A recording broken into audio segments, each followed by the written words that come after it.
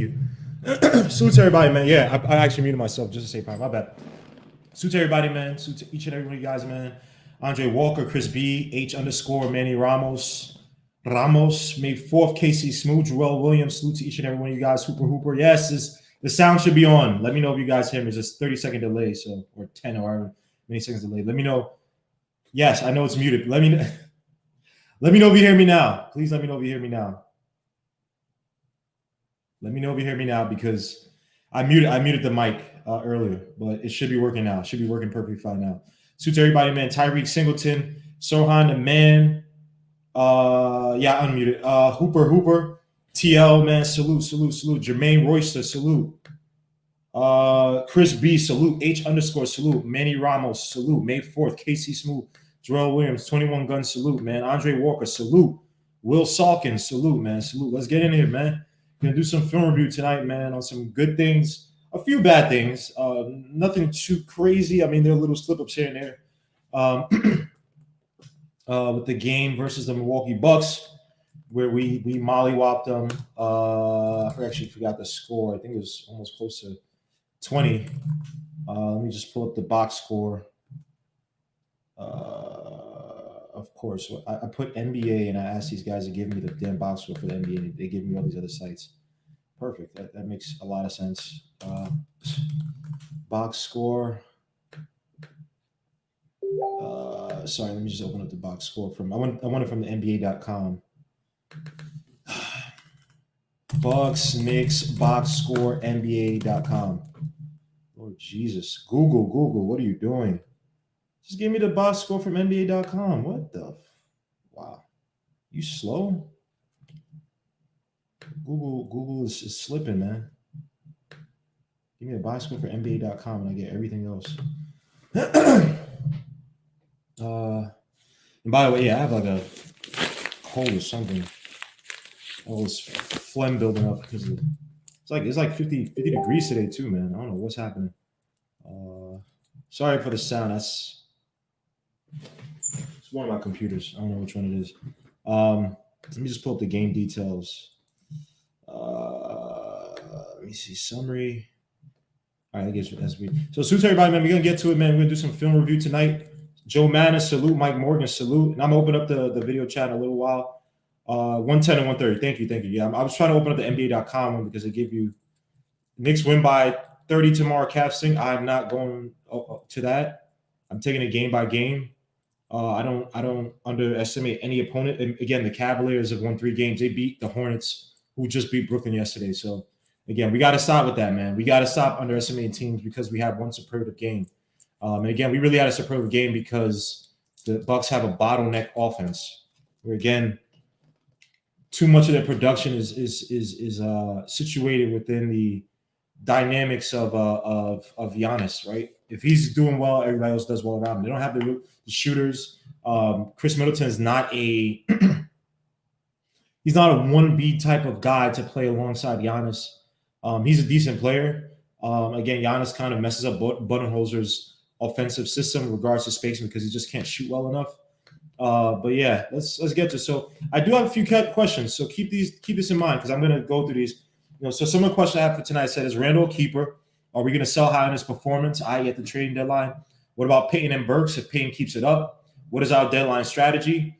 Is it time to replace Bullock with Burks in the starting lineup and give Frank minutes as an off-ball 2 ahead of Bullock? Another question, have we seen the last of DSJ? Now he had was it not calf? He had was it quad or something? He had some leg injury, right? So he's had both ACL injuries on both knees. He's had some back issues. This is a guy whose athleticism is waned. It's not there. The first step is not there anymore. So this is the last we see of DSJ. So Frank come in and hit 4 threes as an off-ball guard. Again, Thibodeau's not this guy who needs the point. Need a prototypical point guard. He needs guards who can execute and do what he wants. Right, score off the ball, drive, move off ball, make the requisite passes. Another question, was Payton's game an aberration? I believe it was. He played well against Holiday, but he suffered against guys like Simmons and Brogdon. I'm pretty sure he probably had another guy play on Payton in that Sixers game. It probably wasn't just Simmons. Another question: outside of 3-point shots, where are Knox's best spots on the floor to get the most out of him, production-wise? Right, driving from the wing, pick and roll action with Randall and Mitch. We saw some of that yesterday. I'm gonna highlight some of the film to show that. Where are Knox's spots on the floor? Every good to great player has spots on the floor. Not saying Knox is a good player or a great player, but if you're trying to develop him, right, he needs spots on the floor that he can get to. That when his three ain't falling or driving to the basket is not working, what are some of the sets that we can run? Or what are some of the sets or what are spots on the floor where Knox should go to automatically that can ensure that he can get a floor level production night in, night out? You know what I mean? Yes, he only had seven points, but overall he played a really good game. I thought his defense was superb. I also point that out. I thought his aggression, drawing fouls. I thought he had a really good game.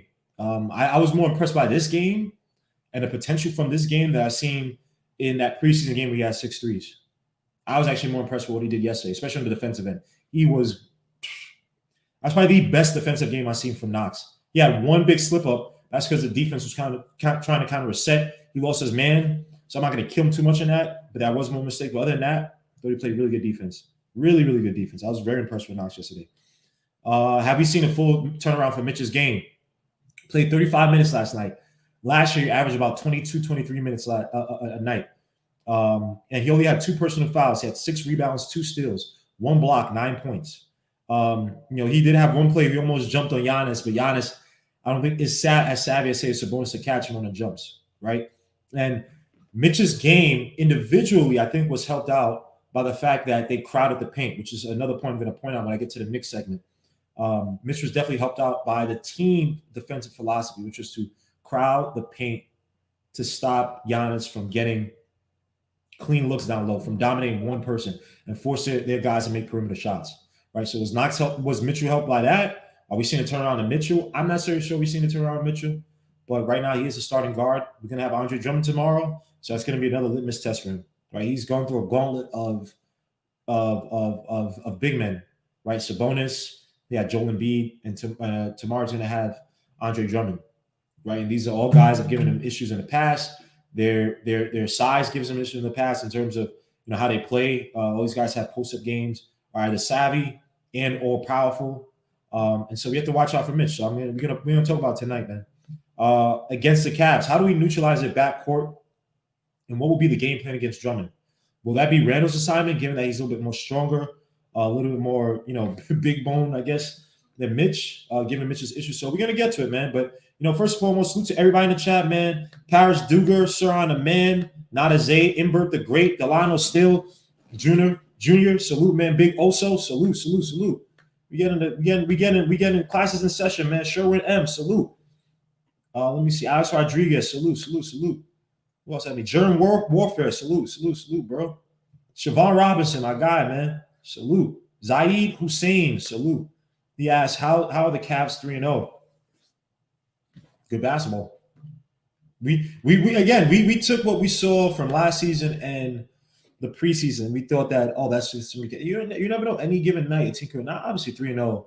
That's not to say they're going to win 72 games or they're going to win even 40-some games, right? But they are to a hot start, and they are beating teams that have beat other teams that we've been scared of, right? They beat the Hornets, and that Hornets team beat the Nets.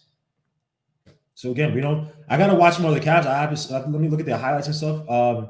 Yes, please, guys, if you could just like the video, man, and share it as you're coming, man. It's pronounced Paris Duggar. Oh, Duggar. I'm sorry. That's a Duggar? Sorry. Paris Duggar. Sorry, my bad, bro. Let me see. Donald Cannon, salute, man. Thank you. 23 Blaze, salute. Pete from Allen. What did Alan Hahn say tonight? Or yesterday? Steven Perez. Do we play the same way they play with the Cavs in the crowd paint? That's a very good question. That's an excellent question. Now, Sexton shot really well last year from 3. I think he shot close to 40% from 3 last year. And that was a guy I thought from Alabama was just more of a slash and guard. Last year he shot from 3. He shot 38% from 3. The year before, he actually shot 40% from 3.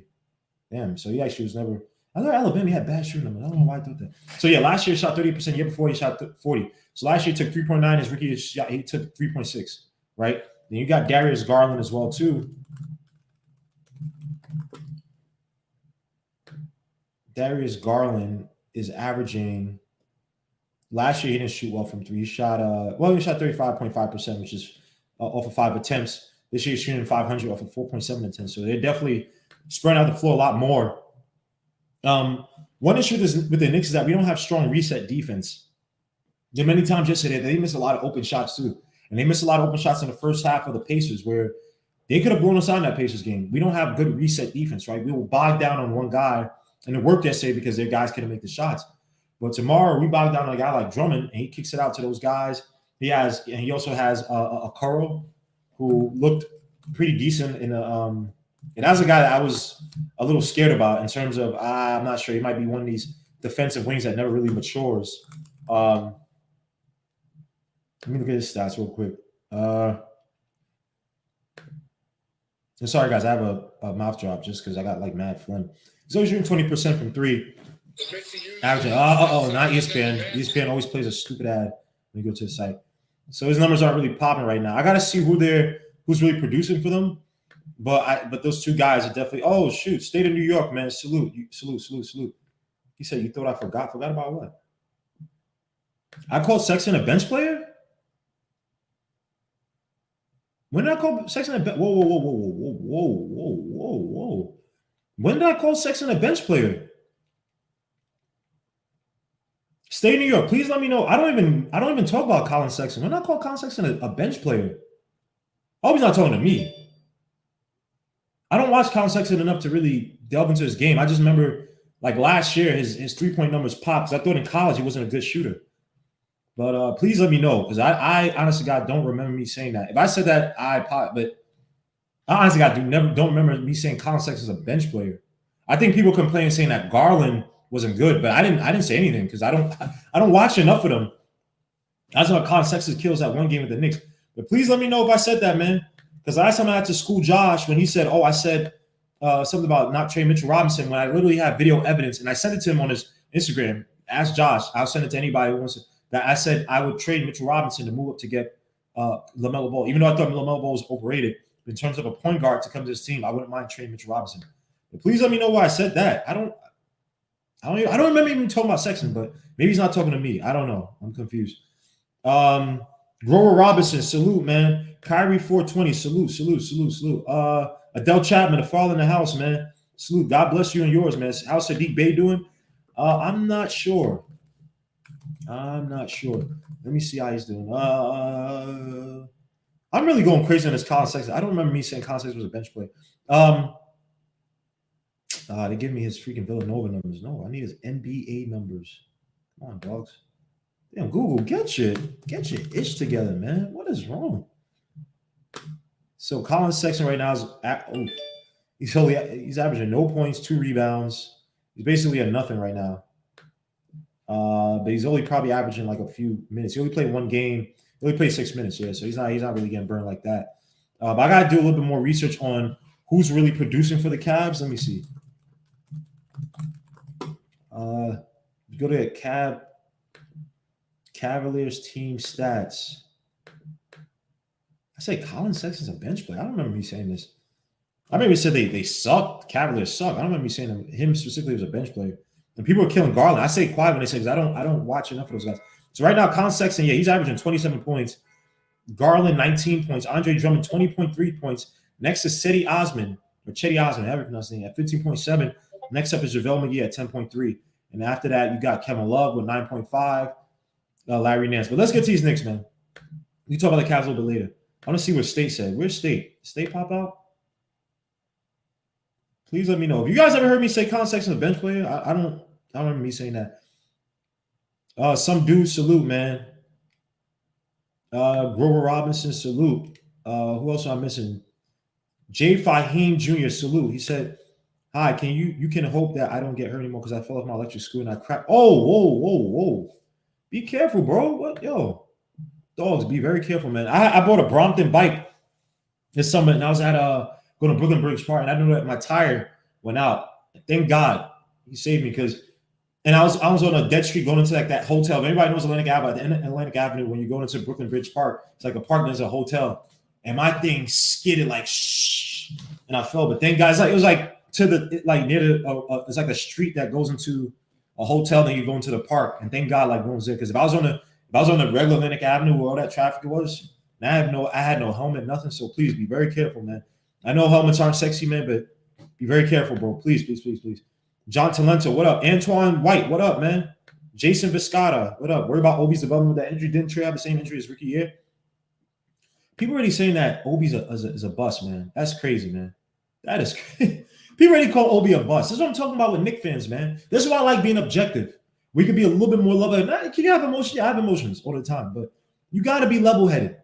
We're saying if that was the case, then all y'all be saying that Tracy McGrady was a bust after his rookie year. People can have bad. He only had one game. He got hurt. He had one game. He had a calf injury. Like, guys, we could just. I'm not coming at you, but let's just. Some people I see on Twitter, oh, Obi's a bust. I told you, Randall. But let me say one thing about the Randall thing, man. This is what I don't like about people, bro. The Randall that we've seen this year is not the Randall that we saw last year. And I'm gonna give you some stats to prove it.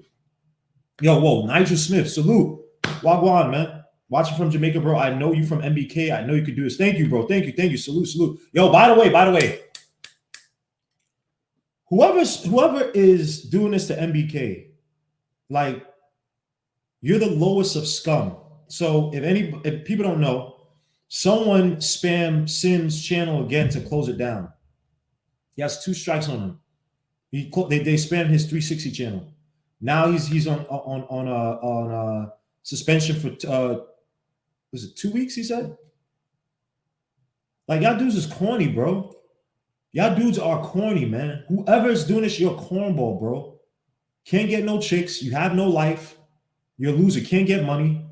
So you probably try to do this maybe for another channel. I ain't coming at no other channels. Salute to all other channels. Because I've seen what some of y'all did. And when I was on MBK a lot, like I'd be seeing in the chat, I'd be seeing some of y'all say, go to such and such channel. And then y'all go to the other channel and y'all be D-riding them. But y'all go to MBK and y'all be telling people, oh, this sucks. Go to this channel. Y'all losers. Y'all dweebs. I got into an argument with one of y'all fools. Y'all posting up in your picture on the block. Like, no, if you're doing this on the internet, you're not posting up on the block. You probably never went outside. You're a dweeb. You're a dozier. Your mom probably bought you Jordans and you got them robbed by the middle of the school year. You're a loser. Y'all doing this to Sim, like that's upsetting, bro. Like, y'all don't understand. It's not about no money, nothing. That's his baby, man. He puts a lot of work and effort into that, bro. Staying up. First of all, Sim doesn't even sleep. He puts all this stuff together. He's the one that told me about OBS, told me about all this stuff, man. It's very angering because that's the type of stuff that you should get punched in the face for. Sitting there spamming. Y'all dudes just y'all cornballs. And people know that YouTube doesn't have the greatest of customer service. So you can't really connect like one-on-one with it. You have to write an email, then they write an email back. You have to wait on that stuff. Stop doing that, man. Stop doing that. If you're doing it for another channel, you're a cornball. If you're doing this for yourself, you're a cornball.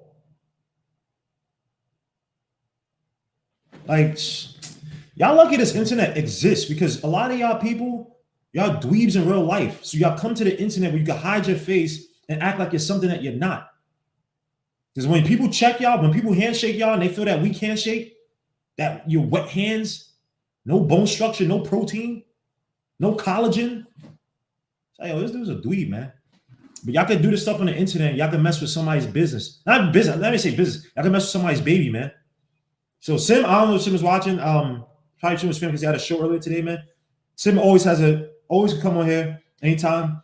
I'll be coming again tomorrow, so we're not gonna be doing the sports cat the clutch points article discussion. But y'all dudes is corny. Y'all dudes is corny, man.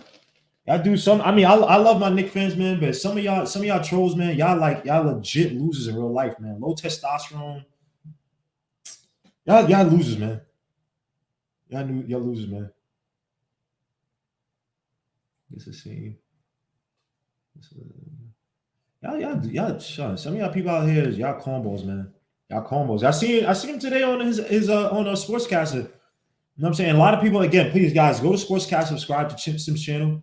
It shouldn't be only 58 people watching. He got 1,000 people watching on his regular channel on a given night. It should be the same 1,000 people on the Sportscast. Sportscast is not rocket science to use, man. So please go search the Sportscaster, Twitter, Facebook, also Twitch. He said is also on, man. But he looked pissed. Not to say he was pissed. I'm not trying to speak for him, but it's like you could just see his face, like you drained the life out of. You know what I mean? He's giving people, all these content creators are giving a platform for people to talk, to have fun. Because again, without these content creators, you're watching the Alan Hans. I'm not coming at Alan Hans. You're watching SNY. They're not calling you. They're not opening up the phone. You know what I mean? Maybe some of them might do some radio stuff, but they'll cut you off in 10 seconds. Say, I'm Michael K. State your question. Blah, blah, blah. Okay, that's great. Oh, yeah. You have to keep calling it and you become a character, maybe. John from Long Island. Yeah, he's a bozo. Like dogs, man. So I mess with these people. So I mess with content creators, man. It's corny, man. But where was I, man? Oh, let me get to the random thing, man.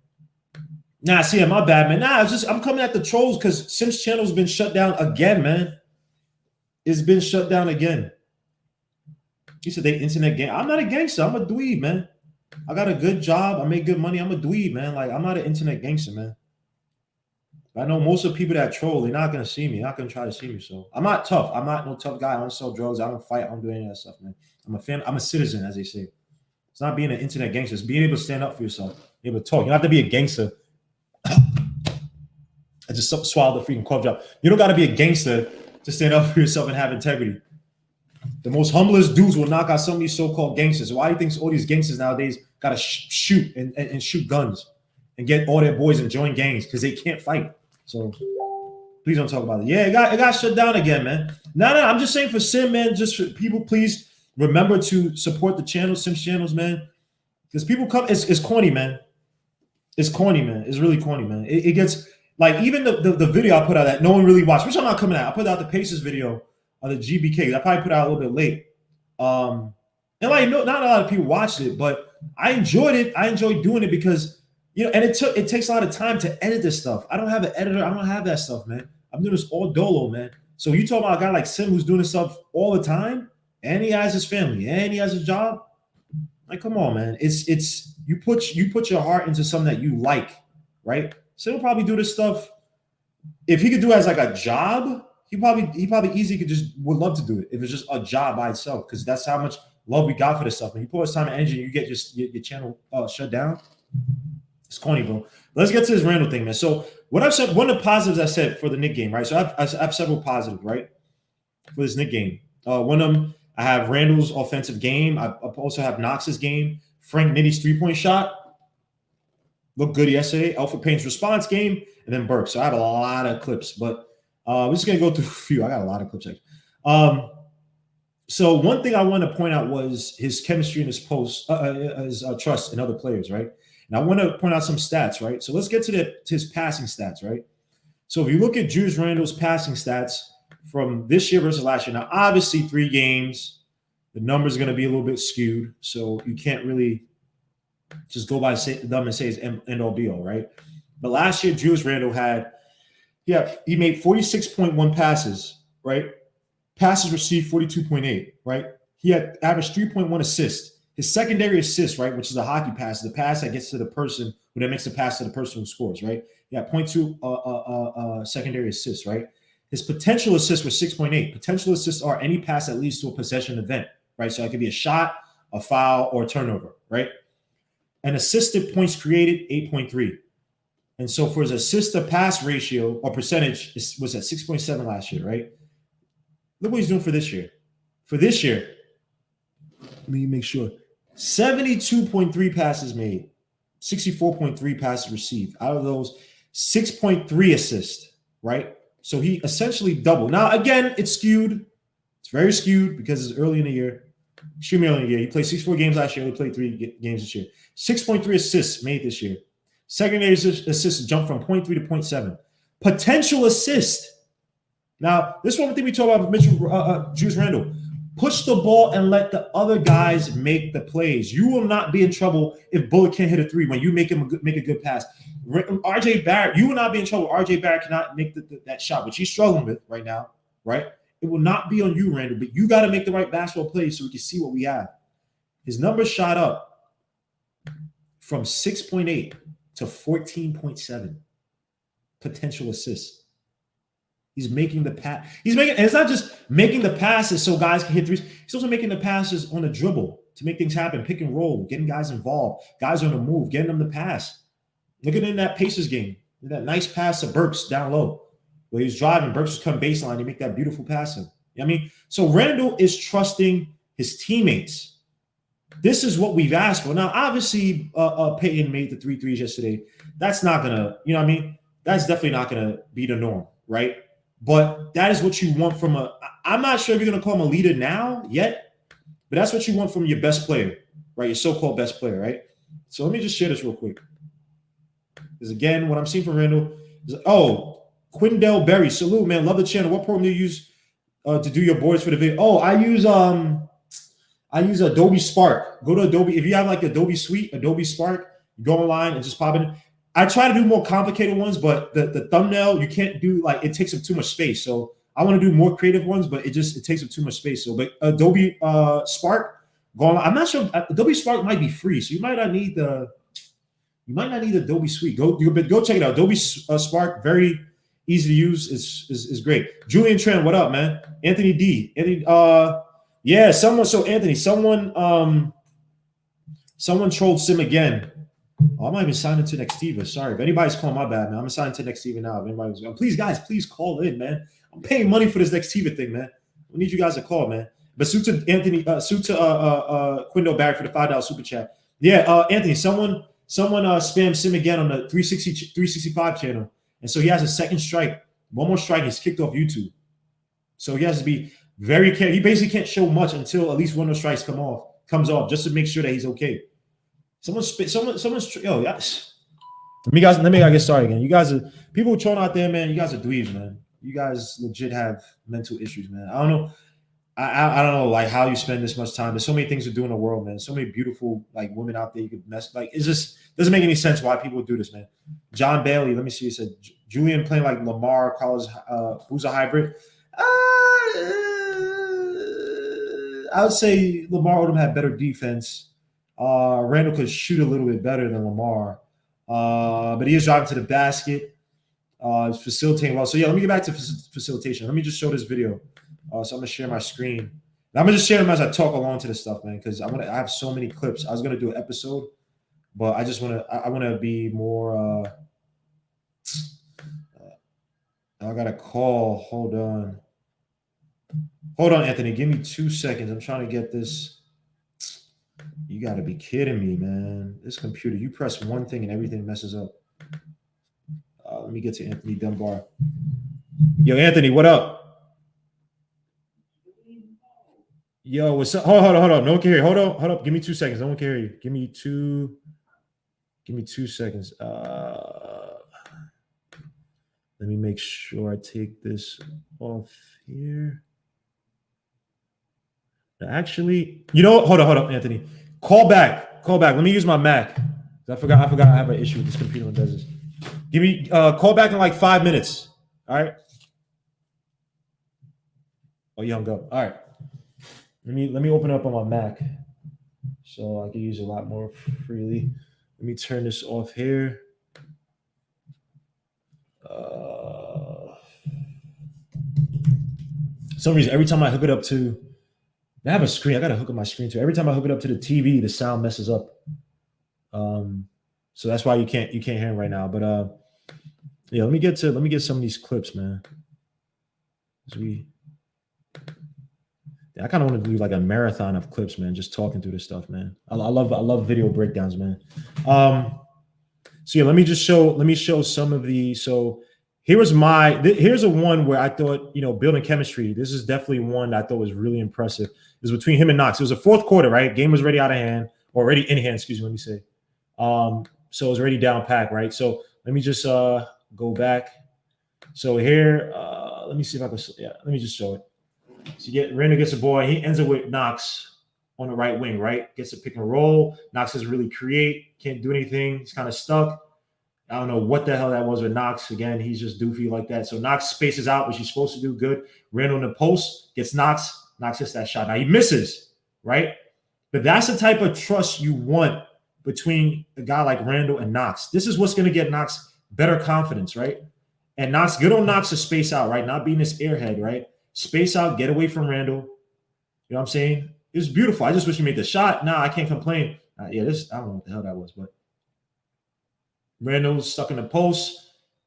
Yeah, what's him trying to cheat Donis, whatever his name is. Good shot by Knox, he just missed. But that's what you want to see. You want to see that fluid movement, right? You want to see that passing between a guy like Randall, because again, Knox only had 9 attempts or no 9 looks last game, and he really couldn't do anything with it. You know what I'm saying? So again, it's Randall's passing. Like I mentioned, all those stats, the secondary assists have shot up. Only 3 games, right? Assists have shot up from 3 to 6. You know what I mean? That's the impact you have when you push the ball around, you get it to the other guys and allow them to make plays, man. And if they're not good enough, you move on. If Book is not good enough, you can move on. If Burks, whoever, RJ's not good enough, you move on. But let it not be that it's on you that you're stopping the team's development offensively, Randall. Do not let it be on you, man, because you're a better player. And I've been saying this. Randall, how you play with the Pelicans, why didn't Lynch guys time that? What happened, guys? Whoa, what happened? Just put in. What happened? Well, somebody said something crazy in the chat? Oh, you're talking about with Sim? Yeah. Somebody, yeah.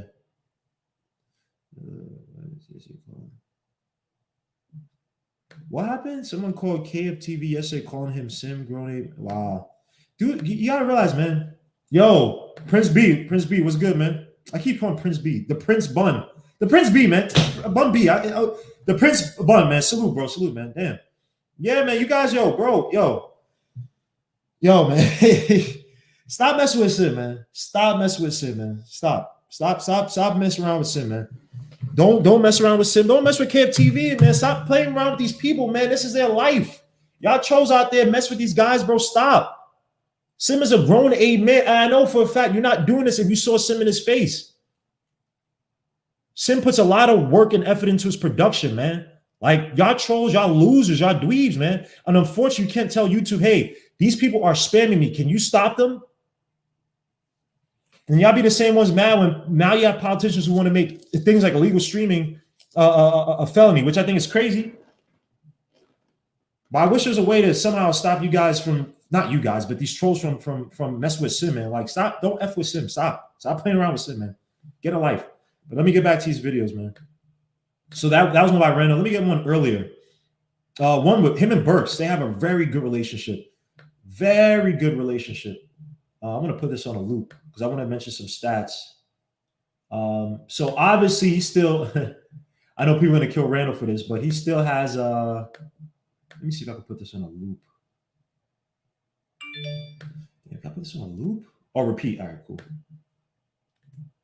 So the thing with Burks and Randall, so Burks, out of all the guys that Randall passes to, he still passes Elfrid Payton the most. Now with Elfrid Payton, I also think is that because obviously run a lot of two-man action, many times I've seen Elfrid Payton somehow end up with Randall on like a weak side wing, on the weak side, it was just those guys, a two-man action.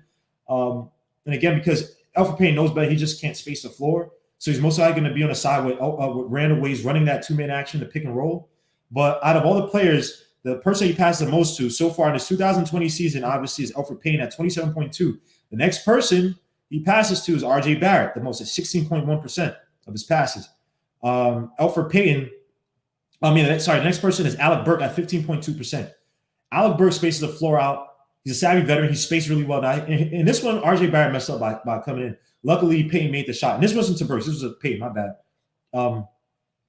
But yeah, as you see here, gets the pass to Randall. RJ Barrett should just stayed out there. RJ Barrett messed up, gets out to Payton, shoots a 3. Now that's an anomaly for Payton, obviously. But again, let me just look at this. So let me tell you guys. So off of 3-point field goals that Randall gets the ball to Alec Burks is shooting 71.4% from 3. Off of 2.3 attempts taken a game, 1.7 field goals from 3. Made when he gets a pass from Julius Randle. So those two have a good relationship, at least on the perimeter. And also for 2-point shots, even though Mitch Robinson has 100%, but the number of attempts a lot lower. For Alec Burks, he's averaging 66.7% on 2-point field goals from Randle, off of 3 attempts a game, making two of those attempts each game. So Alec Burks and Randle have a very good relationship. Let me get one with Alec Burks and Randle.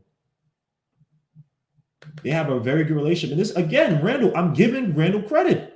This is the Randall that I thought that we were going to get from the Pelicans. When, again, and people say, oh, Randall was not playing like this last year. I don't care. Oh, yeah, Nostradamus is out there talking about, oh, Randall's always going to do. No, don't don't do that BS now, man. Randall was not doing this crap last year. I'm trying to see one from this one's like a simple dribble drive. Damn, I'm gonna find a better one. All right, let me get one from the pinch post with Bullock. Again, it is all up to Randall, right? And people say, oh, it's a coaching, but it's also to Randall, right? Can a coach play? This is my saying, and I create this before anybody tries to take this. Players create, coaches elevate. I know that rhymes. I wasn't trying to make it rhyme, but yeah, I mean, it is up to you to elevate your game. Now, you can buy into what a coach is trying to tell you, and that helps elevate your game. But at the end of the day, be able to pass out of double teams is not, that doesn't come from a coach. That comes from you. You know what I mean? Let me see what you guys are saying. Oh, yeah, we'll talk about the Jets later, man. I'm very depressed. I don't want to talk about this season, man. I'm not going to say when the Knicks are playing. Show a liking for one player.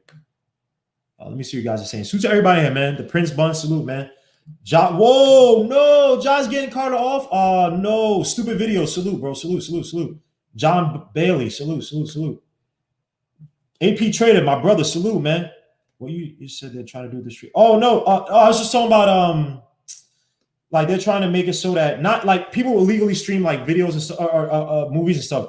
Some politician, they try to write in that new bill to make it a felony if you illegally stream, right? So gotta be careful with that. But I think they're talking about people like they kind of harvest the videos or have like a repository for the videos and then allow other people to kind of stream and upload from them. But you never know. Again, it's a slippery slope where things happen. So please, guys, call in. If you have any questions, man. Again, I'm paying for the next TV service, man. I need you guys to be more interactive. Yeah, man, of course. Tasnim Ahmed. Sim is always. I think he's busy right now. I don't know what he's doing, but he had a show earlier today. Sim is always welcome here. Anytime he wants to come.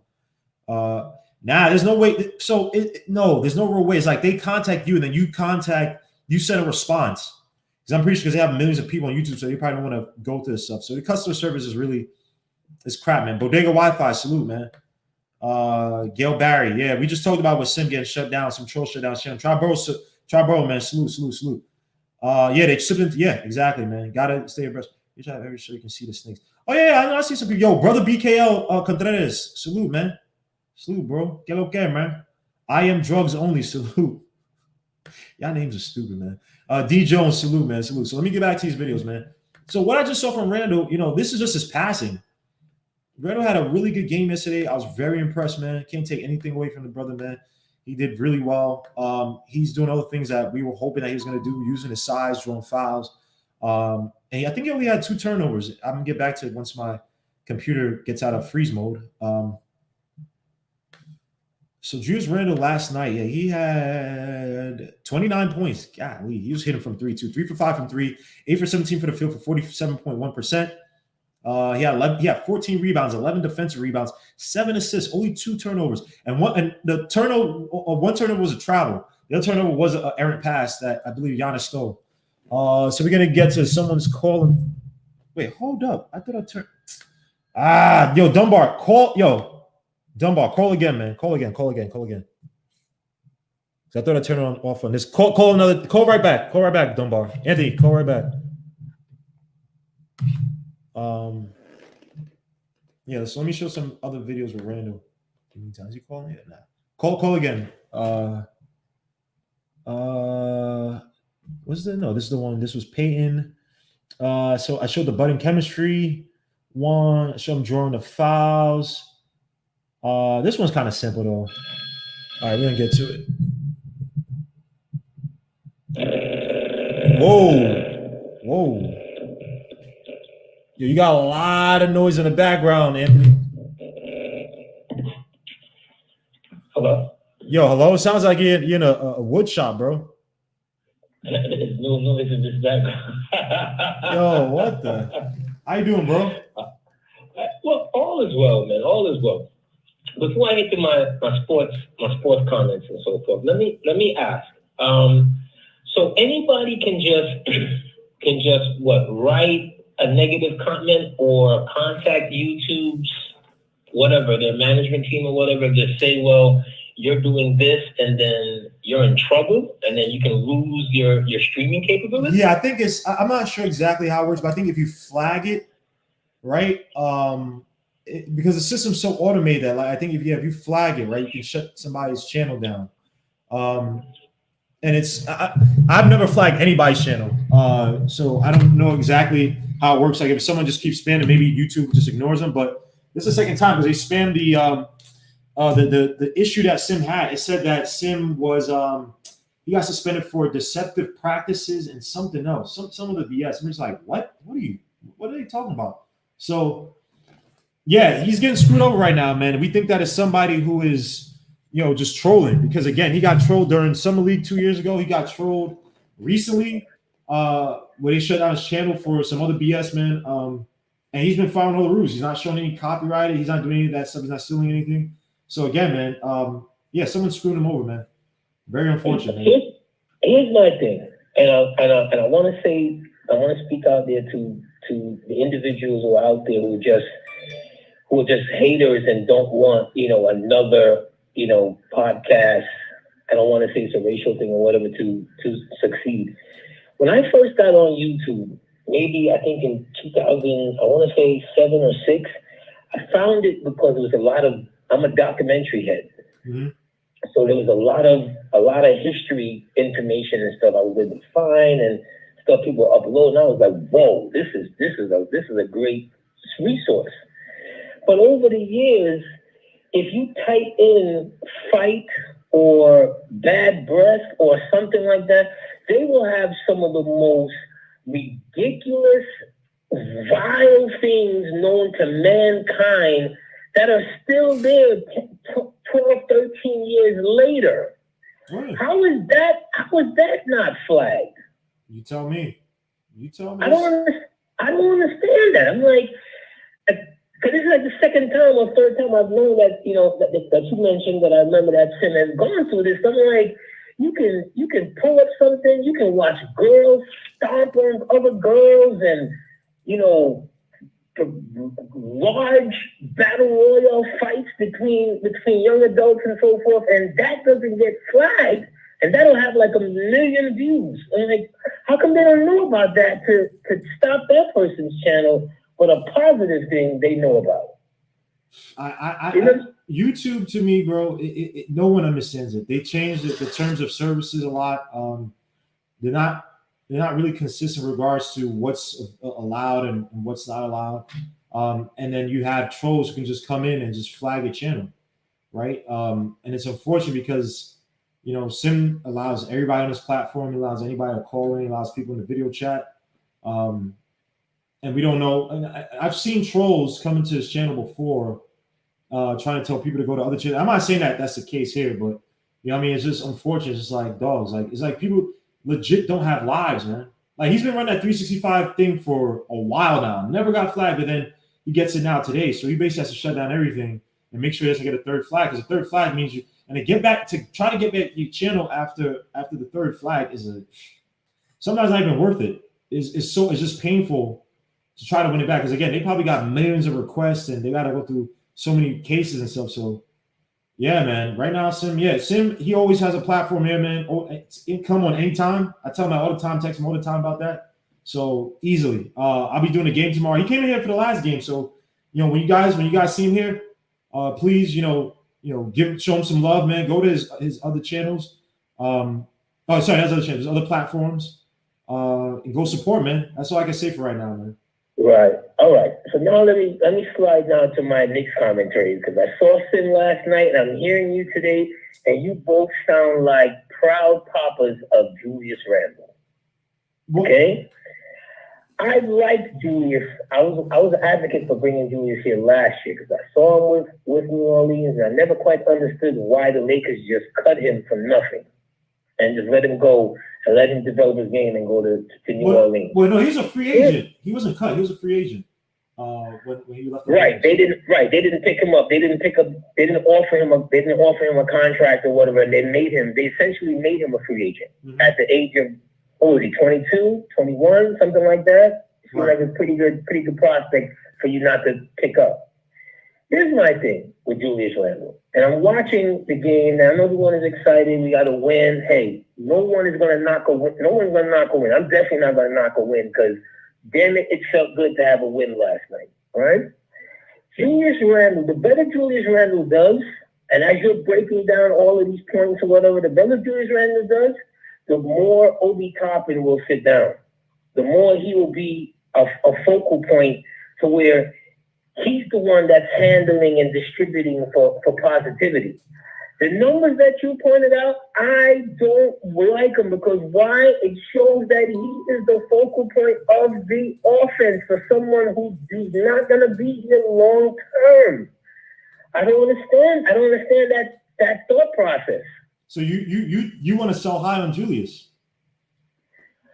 I'm not high on Julius. No. I'm saying you want to sell high. Like you want to move him at the trade deadline. Absolutely. I'm old enough to remember when the Jazz drafted Karl Malone, they had Adrian Dantley there. Mm-hmm.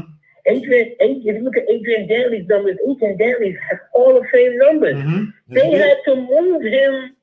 I mean, it was beneficial for both teams, for Detroit and for Utah, but they had to move him out of the way, or else Karl Malone would have never been Karl Malone. You see what I'm saying? And I'm only comparing as far as you having a young talent to go. What is Julius Randle doing for this particular Knicks team besides going to put you in the same position that you were again come draft time? Because we know this management is not making any trades. Now, one thing I say about Julius, right? So this is what scares me a little bit, right? Because this is essentially a contract year for Julius, right? Because they have to pick up his option, right? And here's the thing.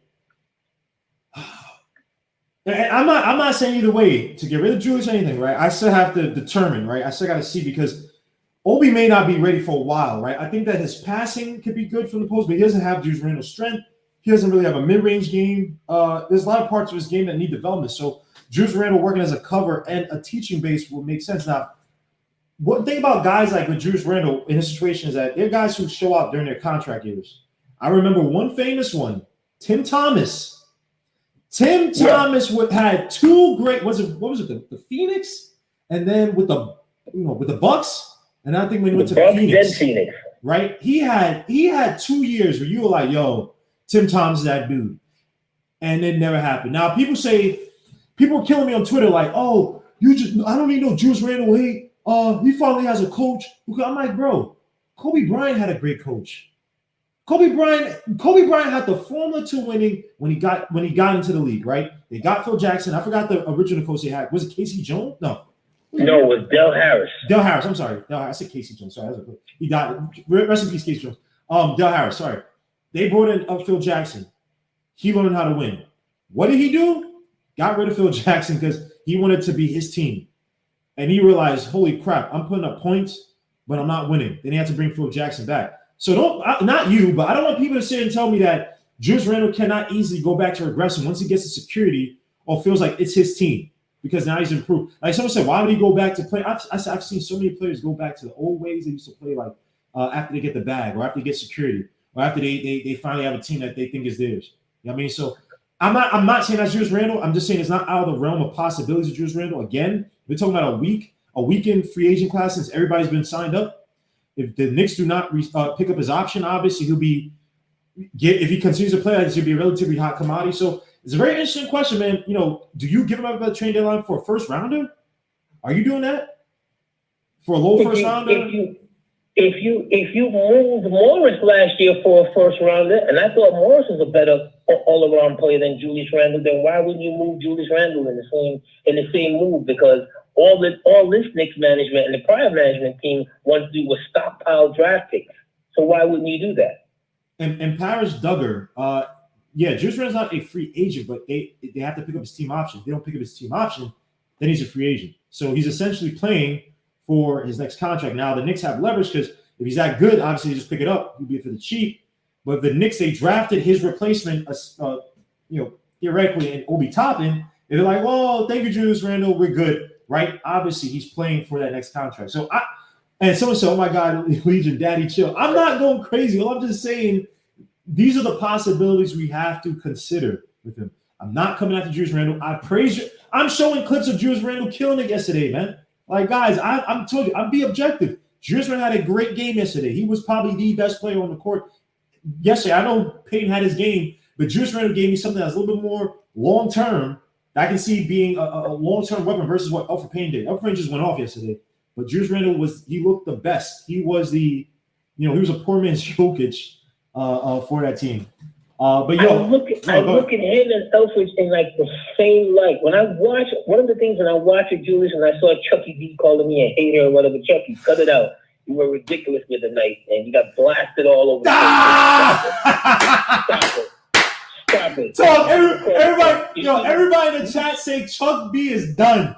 Everybody in the chat, please. He shouldn't even have his name as Charles. Your name is Chucky for crying out loud. You Chuck me. Out of here, bro. What are you talking about? But anyway, as I was saying, when I watch him, I'm like, this is why we can't get a fast break, because he jogs the ball up all the time. You don't have someone who's gonna push the ball up, because why?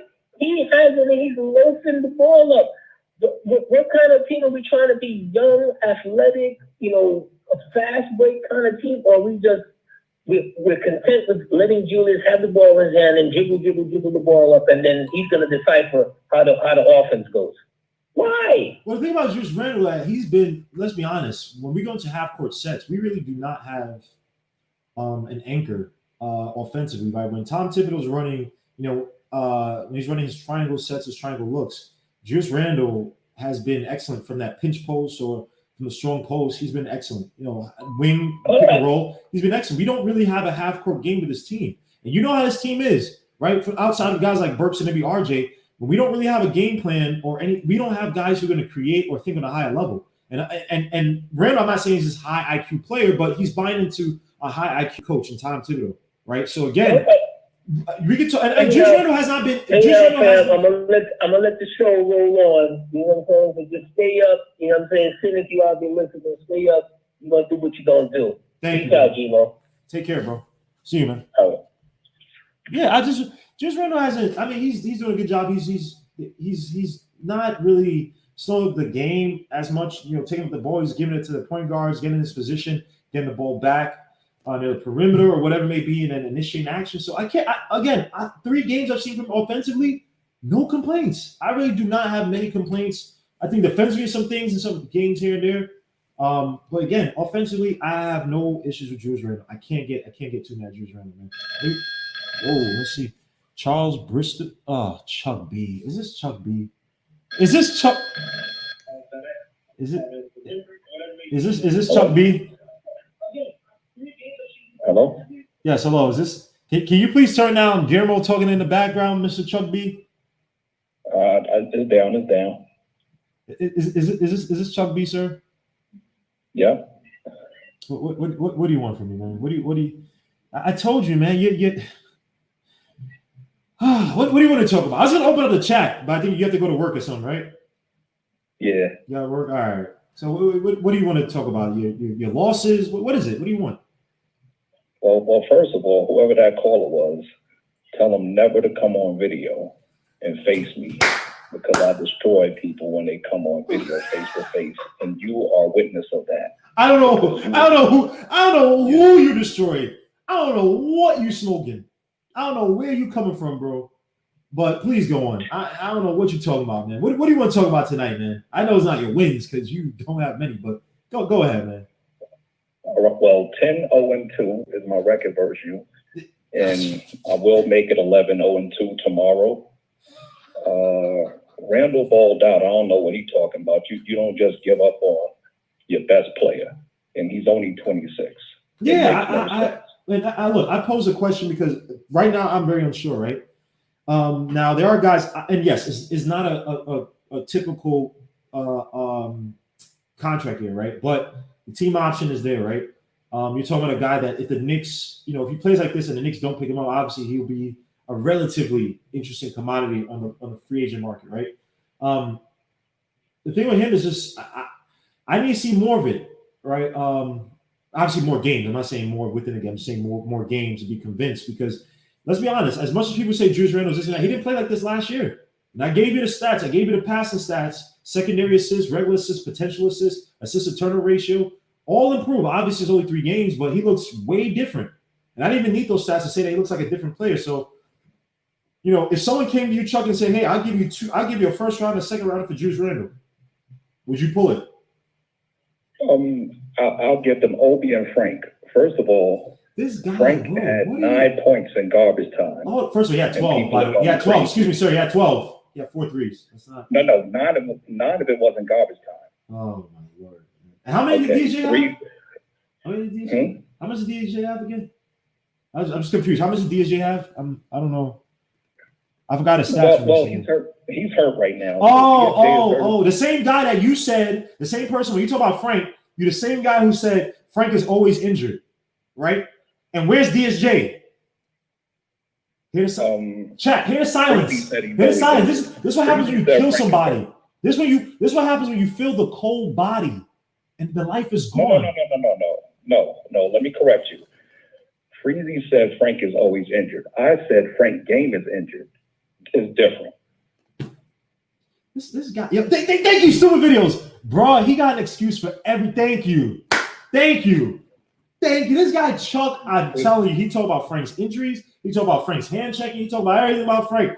Frank comes in his 4 threes yesterday. DJ can't hit threes in garbage time, and DJ can't hit points in garbage time or everything in the regular season. He can't hit nothing. And now he's injured. Talking about he wants to meet the team on the road. DJ is screwed, bro. Because if Frank Ntilikina, now I don't know if they're gonna do this. I don't think they're gonna pull the trigger on him yet, or cut the rope on him yet. But if Frank can replace, if he ever gets to a point where he replaces Bullock, say Burke starts and Bullock turns into the first 2-guard, shooting guard, off guard, whatever you're gonna call him off the bench, and Frank takes those minutes, I don't know where DJ is gonna go because at least Bullock has some history, some resume as a decent 3-point shooter in his career with the Pistons and the Lakers. DJ don't really have nothing. Yeah, but you bringing up DSJ. You keep bringing up DSJ to defend Frank. Frank should be standing on his own, right? You just brought up Frank, not DSJ. I asked you, would you trade Randall for a first and a second? You said only if it comes with Obi and Frank. And you're already killing Obi. Obi is a rookie. He played part of 1 game. How's he a bust already? It don't matter how many games he played. His skills, I could see his skill set. First of all, my eye is better than yours. I could read these guys before they play 50 games. I could break down their strengths and weaknesses right away. And Obi's not going to be it. Okay, so what's Obi going to average this season? Just so everybody hears you. 13. Obi averages 13 his rookie season? High mark. For his career, he's 13-6 for his career. I'm talking about this rookie season. When he comes back, what is he going to average? High mark 13. This season, 13? That's actually pretty good, though. For a rookie? No, if everything breaks right and he get 30 minutes or 25 minutes a game, he'll average 13. So on 42% though. So he's not going to have a high field goal percentage rate, and that 3-and-D stuff is not 3-and-D, but stretch 4. He's not a stretch 4. He's an unstretched 4. He's an unstretched 4. It's funny. He has a better eye than me, but he's the one that had to take back everything he said about DSJ. He had to take back the point projections 2 times. He said 15 or something. Then he said 9 and 4. He had to take both of those back. But this guy, man, Chuck, I'm gonna have a show tomorrow in the afternoon because Sim I forgot that Sim had a 3 p.m. 3:30 p.m. show today. But I'm gonna have one in the afternoon or 1 p.m. man. I mean, we're gonna talk about because I need to kill you properly, man. When I kill you, I don't want you calling. I want you to be in the video chat. I need to see my victims face to face, man, eye to eye, bro. You know what I'm saying? Because everybody in the chat's killing you, bro. I agree. And all you gotta do is ask me all these players' outlooks, and I'll give them to you. Okay. You don't gotta worry. All right, we're gonna talk about Frank. We're gonna talk about Frank and DJ tomorrow again. We're gonna get his 3rd assessment on DJ, Mr. Pro Scout. We're gonna get his 3rd assessment. So we'll get it, man. But you about to go to work though? Yeah. All right, yo, please be safe, man. Peace. I see you tomorrow, bro. God bless, man. All right, you too, bro. Take care, bro. Later. Yeah. Oh, Chuck B always brings fun, man. Chuck B is Chuck D is like, again, he's like a Brooklyn Brawler from WWE, man. You know what I mean? He comes in with his torn t-shirts and everything, gets beat up, but you know, it's like, yeah, it gives you entertainment. He'll never get the big fights, but you know what I mean? Here's what it is. So let me show another thing that I like with Randall. Randall, he's being aggressive going to the basket. I showed one where he drew the foul. I'm gonna keep showing the fourth quarter ones, but I like the fact that Randall's being very direct to the basket. No more Beyblade, spin top, none of that crap. I mean, this one was beautiful. Obviously, the M1. But the way he's playing, man, again, I got to give it to Randall. Got to give it to Randall with his aggressiveness. Drive, shoot the fadeaway shot. He's not saying he's automatic from there, but that's a sweet spot. That is Randall's sweet spot. I love the fact that he's drawing fouls. That is how many fouls he's drawing per game. It's probably maybe the same as last year. But everything seems within the balance of the game. The equilibrium with his game nowadays, it's a lot better. It's there. You know what I mean? It's not, you know, and again, he doesn't have a pretty game. I don't mind if you don't have a pretty game. Just play effective to your strengths. I gotta give him credit, man. So salute to Randall, man. Again, Randall had a monster game. I think he had the best game just because Elfrid Payne, I don't think what Elfrid Payne did yesterday is sustainable per se. Oh, damn, I'm trying to get this off. How do I get this off? I don't think what he did yesterday was sustainable, but again, I was very impressed. I can't take anything away from the dude. Oh, what is wrong with my computer? Let me see if I get this off. Salute to Sim. Sim just stepped in here, man. Please, guys. Again, we know we've been talking about Sim, man. Please go support the channel, man. Sim, you're more than welcome. When I open up the video chat, you want to come in and chat. Please, guys, so go subscribe to Chim on Sourcecast, on Twitter, Facebook, Twitch. You know what they're doing to Sim's channel, playing some real troll life because they're pathetic. So please go support him. You might be out for 2 weeks, and you know I know he's appealing it, so we have to probably wait till the appeals have finalized or whatever. Nick Yak, salute, man, and a 1 and 2 pick could be 26 pick and 43 pick. Not getting Randall back with those picks. Yeah, man. So please go support. Oh, Dolly, my brother, man. Salute, bro. S. Brooklyn, salute. Alvin Duarte, salute. Wade Payton, if Randall keeps these numbers up and you can resign him for a similar deal, how's a 27th pick equivalent to that when most of these guys are out of the league in 3 years? I think that if you want to resign Randall, if he's having this type of year, you're going to have to pay a little bit more, which I'm not saying the Knicks won't do, but he's not going to be cheaper if you have a good year, obviously. AK Sour God, man, my brother, man. Salute. Yeah, I'm up on the video chat, man. I just want to get through these videos, man, and I'm allow Joe Madden talk with his accent from Dublin. Did I say that right? I probably butchered that terribly. Sorry about that, Joe. That was a terrible accent. But let me show some parts of Knox's game that I was really impressed by. Knox only had 7 points yesterday, but I want to show, bro. I want to show this beautiful play he had on Middleton. Very impressed with his play on Middleton. Now, I want to show him part because I think Tom Thibodeau actually tells him to keep his hands down because he had his hands on Middleton for a little bit. Come on. Why can't I just click on it? Damn. All right, let me get this. And I'm working on my OBS. It's almost done, so all this will be nice and streamlined OBS. So look at Tom Thibodeau. Tell him, get your hands off him. I love it. Get your hands off him. Knox plays him, use the baseline. Actually, he didn't really use the baseline because he could have cut him off baseline. He actually let him drive him baseline and then close out on him. Which I don't understand in the NBA. Why did they do that? It's just very interesting. Beautiful play. Now, Middleton ain't that, you know, for the guy who came in Aces East yesterday, talking about Chris Middleton, one of the best ISO players. Got shut down by Knox for that play, man. That's all I'm saying, man. He got shut down on that play, man. Of course, Sim, anytime, man.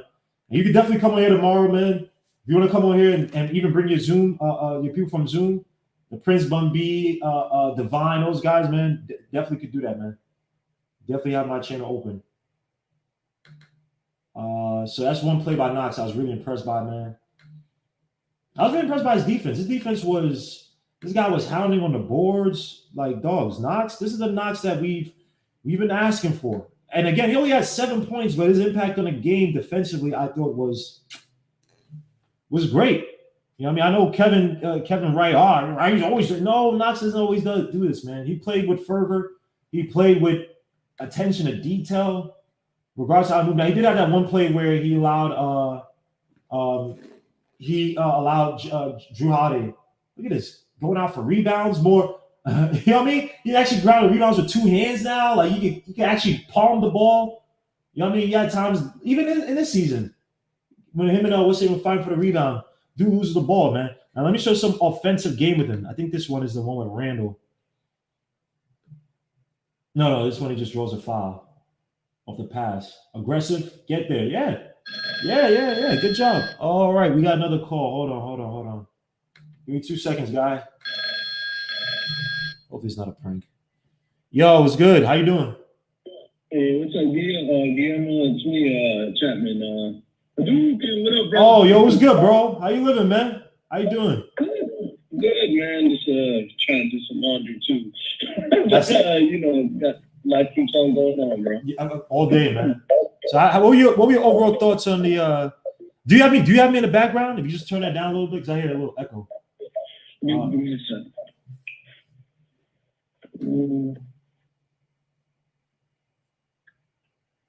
A little better? Yo, yeah, it's a lot better. All right, cool. Question. All right, let's see.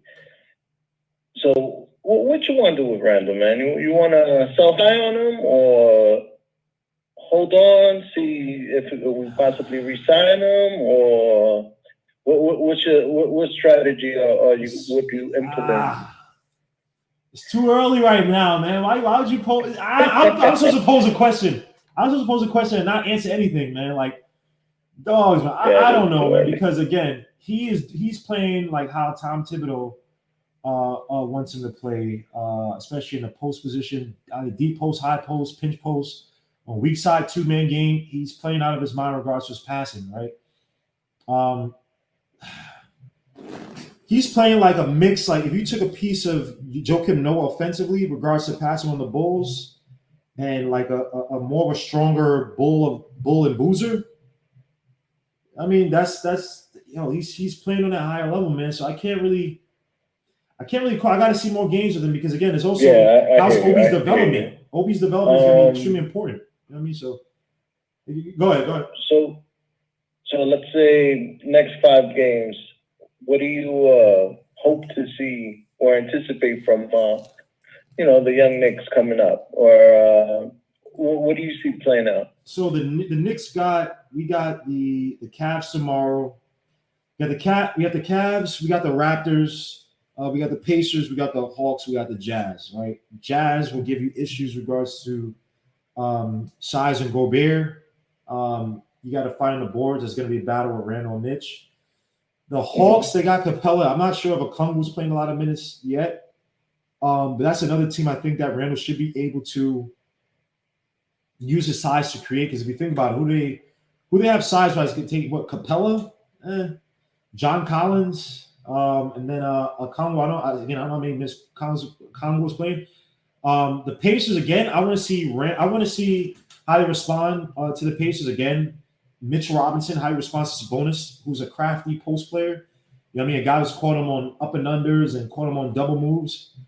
He has to learn how to keep his feet. Also, they have to better point guard play. I know people were impressed with what you saw from Payne, but I think that's more of a fluke. That's an anomaly because Brogdon ate freaking Payton's lunch that game. You know what I mean? So, again, Randall's going to be really important because I thought we went away from Randall in the Pacers game, right? He had 8 assists in that game in the first half. He had 9 overall. So, yeah, 1 more in the second half. And mind you, he had 5 turnovers, but he only had 1 turnover from passing. So they went away from Randall in the second half, which I didn't understand why they did that, especially after they realized that Payton wasn't going to do anything for them. The Raptors going to give you trouble. They have size. Pascal Siakam, OG Anunoby, Boucher. They have some size. They have guards who can space out the floor. So that inside-out game, they're gonna have to play better one-on. They're gonna have to play really good one-on-one defense on Pascal because Pascal likes to post, even though sometimes he takes it from up top as well too. But you got Fred VanVleet, and now you have Malachi Flynn coming off the bench. You have guys who space the floor, and we've let up a lot of open shots. We've been very fortunate in these games where, even this Bucks game, these guys they couldn't hit threes. They shot 15.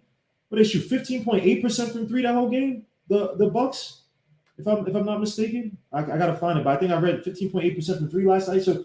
Again, that's not, and then I don't think the Bucks are a great 3-point shooting team, if I remember, but 15.8 is well below average. That's like almost double below average. So that's just not the norm, right? So the Knicks, Gotta have better perimeter defense. But one thing I like that Tom Thibodeau did in this game was that he played them he shut down their strength, right? And their strength was Giannis Antetokounmpo, right? They flooded the paint. They made sure that he wasn't able to. And some plays, Giannis did get a free lane to the basket, right? On fast breaks, outlets. One thing I like what they did is as soon as he got the ball, they flooded that paint. So everybody crowded around him, and he had to pass back out to the perimeter, which I thought was excellent because that's the same. That and also playing up high in the zone is a strategy that teams have used in the playoffs against it and shut down Giannis. That's why Giannis lost last year, he lost the year before. Until he's able to shoot and space out the floor correctly. I mean, so I give it to Tom Thibodeau. So we're gonna see. Is these games gonna be mostly about how Tom Thibodeau adapts and adjusts, and how his teammates, his players respond. You know what I mean? How does Book respond? Book has not been looking too good. RJ has not been shooting too well from outside. Even though he was productive, you can say, especially as the game kind of got out of hand yesterday. That's where he got into stride. But again, how do these guys respond to some of these tougher teams? Teams that have both an inside and outside game. So we'll see, man. We'll see. I got a question. Yes, sir. In regards to Obi, unfortunately he's hurt right now, so I would love to see him more. But what's your initial impression? Like for me, before you answer, for me, all right, we knew that he was a high flyer. We knew that he had actually the post game was a bit of a surprise for me. That was a pleasant surprise. I didn't know about his passing. That he's a good passer. I'm impressed with his passing. However, I envisioned him as a stretch four. I thought that was going to take care of that problem, or I thought he was a better shooter than Randall. I was under that impression. That's why I'm not too sure he's as advertised. He's different. I thought he was going to be a stretch four. What are your thoughts and impression about him? Well, Obi right now, so Obi shot, I think, 38% from three his last year in college, but he only had 2.6 or 2.5 attempts a game, so that's not a lot. He shot well from the corners, not from the top of the key or from the wings, right? So again, when people talk about him, not you, but some of the things about him being a good three-point shooter, I mean, it still remains to be seen. And this is one of the issues concerns I have with Obi is that will his game translate to the college to the NBA, right? Where I've seen numerous guys have college level strength, but not NBA level strength. Not saying Obi's not good. I'm not calling Obi a bust, right? Obi's best positions right now are working on the baseline, right? Where he's cutting the baseline. He's near that block mid-range area where he could do like Lil Mari, use his little quickness as a big man, right? Get leverage, take that one step, get leverage. Like you saw him make that one play against JaVale McGee in the preseason game against the Cavs. If there was a fourth game, took the ball, swung it, drove baseline, and then laid it up. He's been doing that in preseason, right? Obviously, they're trying to get him out of his comfort zone, right? They're playing a lot more the first game he played, the only game he played, a lot more pick and roll, a lot more pick and pop as well, too. And they get that this we have to realize with Obi, you want to get your young players in as many uncomfortable situations, right, as possible, right, to expand their game if they're willing to. So you're going to see a lot of ugliness from Obi. I don't mind the missed shots. It's all about getting him more comfortable. Hey, if you want to be a pick and pop, pick and roll player, okay, do that. Versus me just make him look good and feel good, right? Because he's playing to his strengths, right? And yes, that's a good thing. You should be doing that. But I think Obi has enough confidence to be like, I know my game is, let me try to work on some of my weaknesses, right? So again, near the baseline, down low, obviously right at the bucket, he's, from college, he was excellent. But that baseline swing pass where he kind of like swings his shoulder and drives to the basket, I think that's a sweet spot right now. I still want to see a little bit more high pick and rolls with him. See him roll into the basket using that feline quickness, that Mari quickness. Even though his hips are terrible, but going from north to south, he could just take one step, lay it up, and he's been aggressive too. It's just his touch around the basket is not that good. So you've seen him get leverage, but then he'll throw like an ugly floater, like he doesn't know what a basket is, and it'll just be this clunk. So I'm not too concerned about Obi. I know people trying to call him a bust, but again, we have 3 games in a season. We're already calling Randall an all-star, bro, in the East, and then calling Obi a bust. Like we gotta just breathe. We gotta level it out. Yeah, we gotta just chill out, man. Hey man, we need to get him some goggles, bro. Hey, yo, if that could work, bro, get him the goggles, man. I'm all down for getting Amari Stoudemire of that Suns team, man. But yo, Adel Chapman, man, thank you for calling in, man. My brother, man. Salute to you and your Always a son, pleasure, man, brother. family. Take care, Peace, man. man. See you, bro. Peace. Yeah, that's Adel Chapman, man. Hadouken, man. That's my guy. Sure, you can all day, man. But yeah, let me get back to this Knox thing, man. I want to never seem like I'm not giving Knox his praise, man, when he does good. Because everybody's like, oh, when he hit the threes, I'm like, all right, well, the threes are nice, but what else does he have in his game? If his threes aren't falling, what else does he have in his game that shows me? This one was really good. I love this one that he did, man. This is when I said, okay, now you growing some hairs on your chin. Look at this. Look at that hang time with Knox, bro. Look at this hang time with Knox, bro. Look at this hang time with Knox, bro. Beautiful. Keep up there. You know what the name of the game was for Knox in his game for me? He played to his size, man. There are too many games where Knox seems like a 6'5" player, bro. Seems like he's 6'4". You know what I mean? This game, I felt Knox played to his size. You had to look up at Knox today. You couldn't look down on him. Very impressed by Knox in this game. He only had 7 points. He only had 7 points.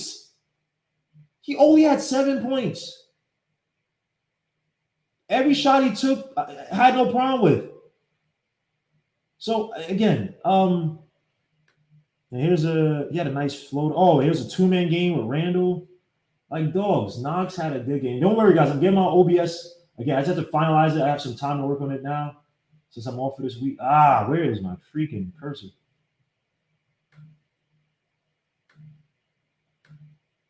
Soon to fill. Come on. So, yeah, I was just really impressed by Knox. Yeah, this is a 2-man game with him and Randall. Maybe he has to run more of this. And good job on Randall for work with the kid. Nice pass. Randall gets an N1. Yep. Randall using his size, trusting Knox, getting him the ball. We've seen it last year. Randall tried to take Porter's spin move into Giannis and get blocked. Play that 2-man game with Knox. Play it, man. That's what I'm talking about, Randall. But again, contract year. Yeah, guys, I'm always cynical, man. I've seen players have ridiculously good years and get that contract. Oh, I'm good. What did I do? What was his name? Bobby Simmons from the Bucks. Once he got that year, John Salmons, when he got that, I think he had that 1 year with the Kings or something, or he got the contract from the Kings. I can't remember which one it was. And he was like, I'm good. I'm not saying that's Randall. It's just you always gotta be cognizant of contract year players, man. There's a catch and shoot with Randall and Knox. Just again, Randall, trust your teammates. Make the proper basketball game. Use his drive to draw in Middleton. Beautiful. And look at that. And they're playing. This is a zone. That's a zone. That's a zone. That's a zone. This is the only way we're going to be able to break zone, man. Draw the defenses in, even though I prefer the zone breaker, but hey, whatever works. Drive in. Force the defenses to commit to you. Look at this. Boom. And he's looking at Knox the whole time. This is what I'm talking about, man. Let's go. This is what I'm talking about, man. Trust your teammates. Let them make the proper basketball play. If they don't make it, okay, that's on number. Randall, good job here, bro. This is what I'm talking about with Randall, man. Damn. Finally seeing some smart. This is base level smart. It's not even like this is just normal. We've been so bad for so long that normal plays are looking this good.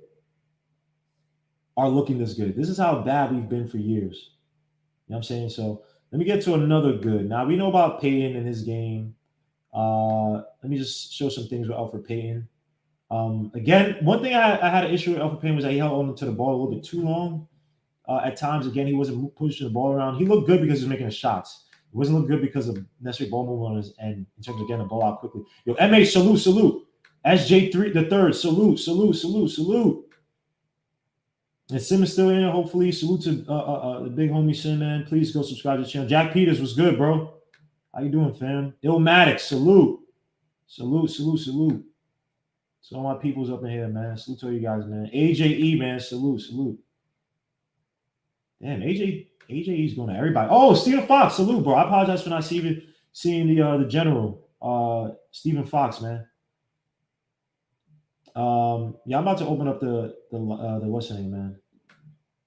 Love to have you guys on. And again, it's mostly guys I know of, because I don't want people cursing and saying, F this or end this.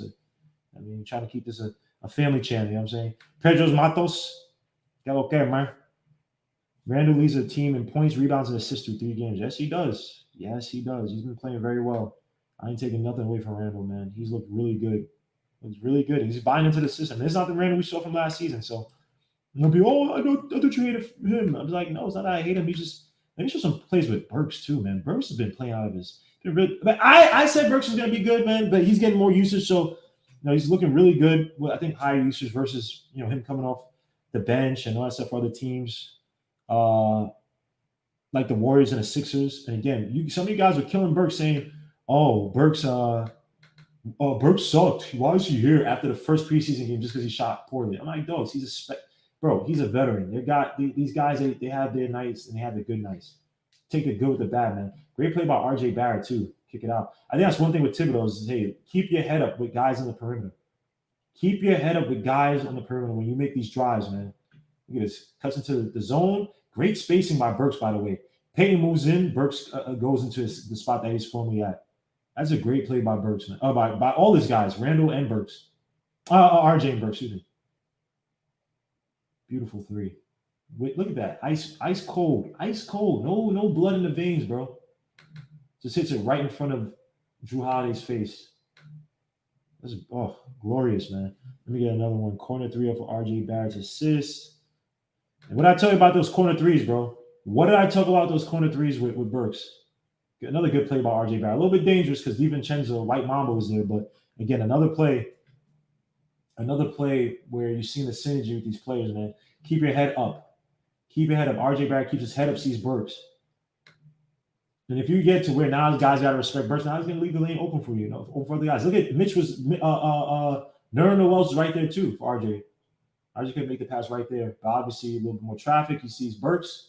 Burks is a corner 3. Again, Burks' corner 3s shot very well last year. Very well last year from the corner 3s from both sides, way above the averages. I'm gonna pull up my Synergy Thanos tool that I used to destroy Chuck so many times. But again, great, bro. This is what I'm talking about right here, man. Corner 3s. Tom Thibodeau wants what? Corner 3s. So when you drive to the basket, you eat up the zone. Always look out for the corner, the perimeter guys, especially the corner 3 guys.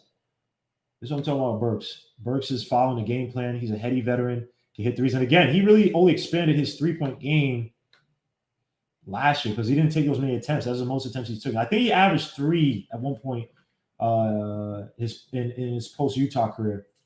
But here's another one. Really nice one with him facilitating. And again, Tom Thibodeau. I didn't get this is not the trim one, but whatever. I like trimming it down so you don't have to see all the OBS crap. And of course, where is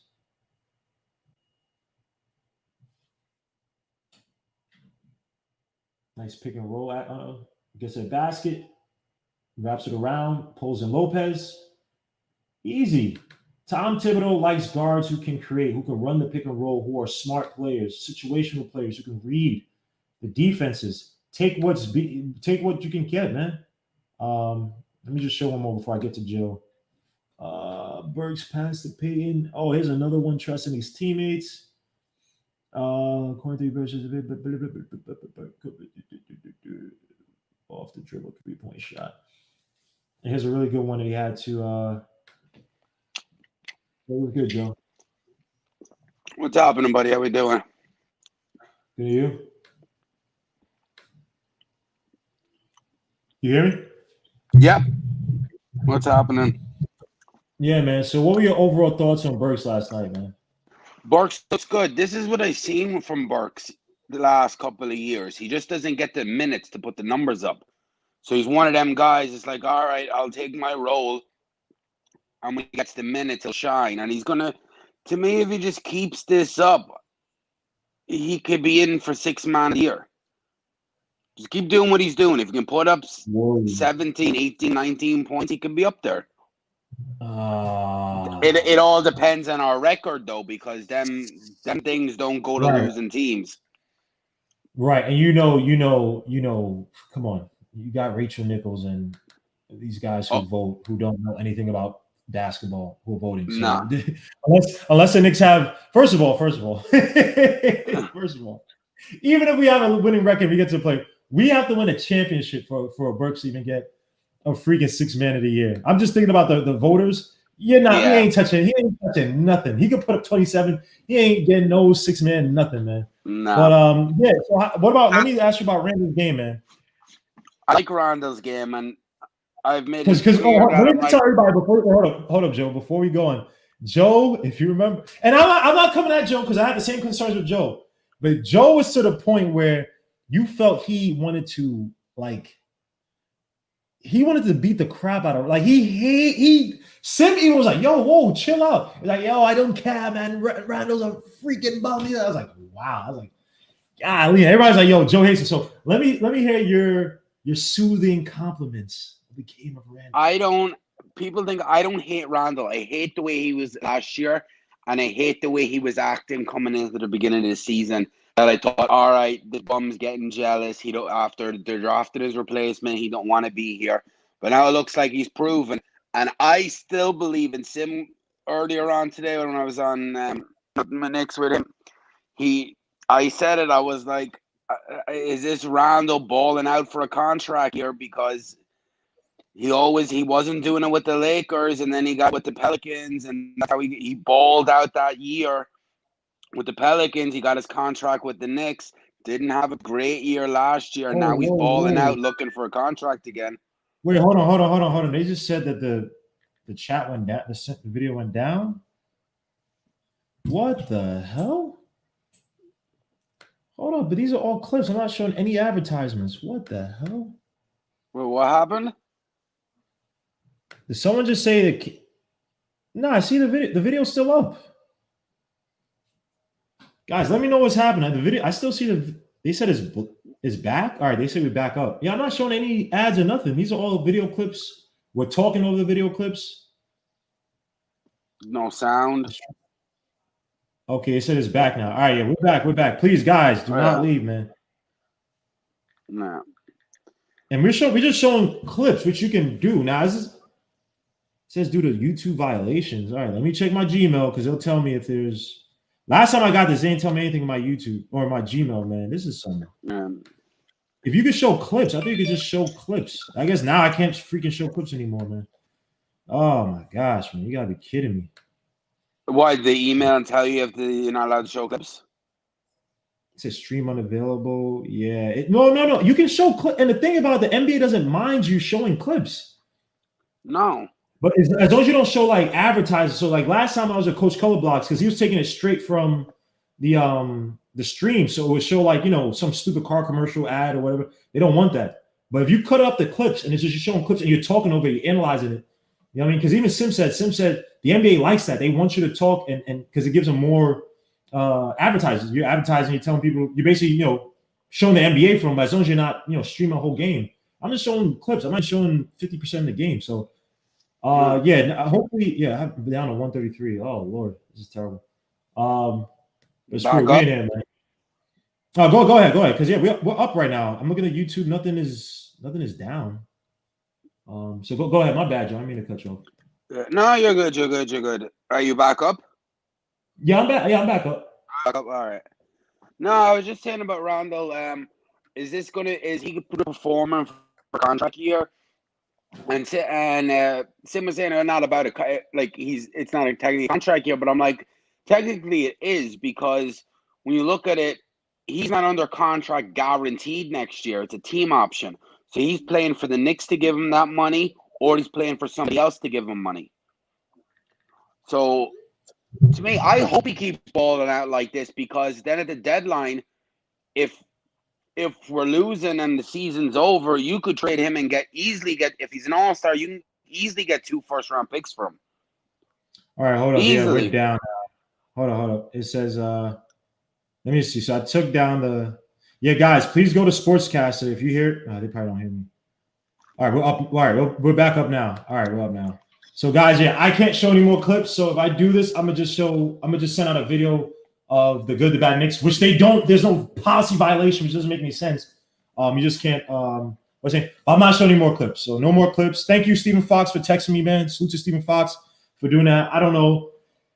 YouTube has no idea what they're doing because the NBA doesn't mind this. I don't get this. NBA doesn't mind this because whatever, man. But yeah, we're back at it, man. Salute to all you guys, man. Josh, Uncle Fulio, Simmons Singh, salute, man. Thank you guys for being here. God of Moses Elijah.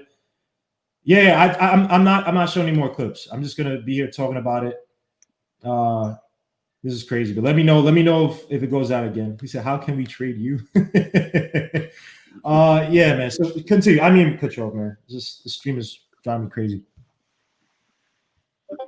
Ridiculous. Are you? Let me ask you a question. This. So you're still trading Randall at the trade deadline? It depends on our record, because if we're pushing for the playoffs, but the thing is, people say, "Oh, why would you could build around?" No, if we're losing team, no. To me, I like what Randall's doing. I'm not a big Randall fan.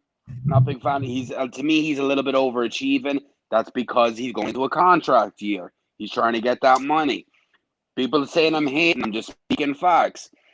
And if you can get value out of him, so tell me something. If the Lakers called you and the Knicks GM and they offered you Kyle Kuzma a first and a second, or Kyle Kuzma a first, you taking it? For Randall, if he's putting up Kyle Kuzma a first round pick. Yeah, but that first round pick is gonna be. See, the thing is, if that's in next year's draft, you package it in the Mavs pick. I know. But to the thing, maybe that's not a good thing, because I don't think that's not a good analogy, because the Lakers I don't think they have their first this year. I think it's the Pelicans, not the AD trade. Well, hold on. Guys, we're not saying he is a free agent. Yeah. He has a team option. If the Knicks do not pay the team option, he is a free agent. That's what we're trying to say. He's still playing for his contract because the Knicks have to pick up the contract. And sorry, Joe, please no eating, because I don't want to get in trouble or get killed. I know you're hungry. And Joe has family and stuff, so I understand. It's just, people get annoyed with that. But again, we're saying that he's playing for his contract, because if the Knicks don't want him, obviously he'll be a free agent, and still he has to play for the Knicks to pick up that option. And if he's playing that good, obviously he's going to pick up the option because it's at a discount, relatively speaking. So again, he's essentially a free agent. We get it. So don't think of semantics about it. It is what it is. But a first Kyle Kuzma.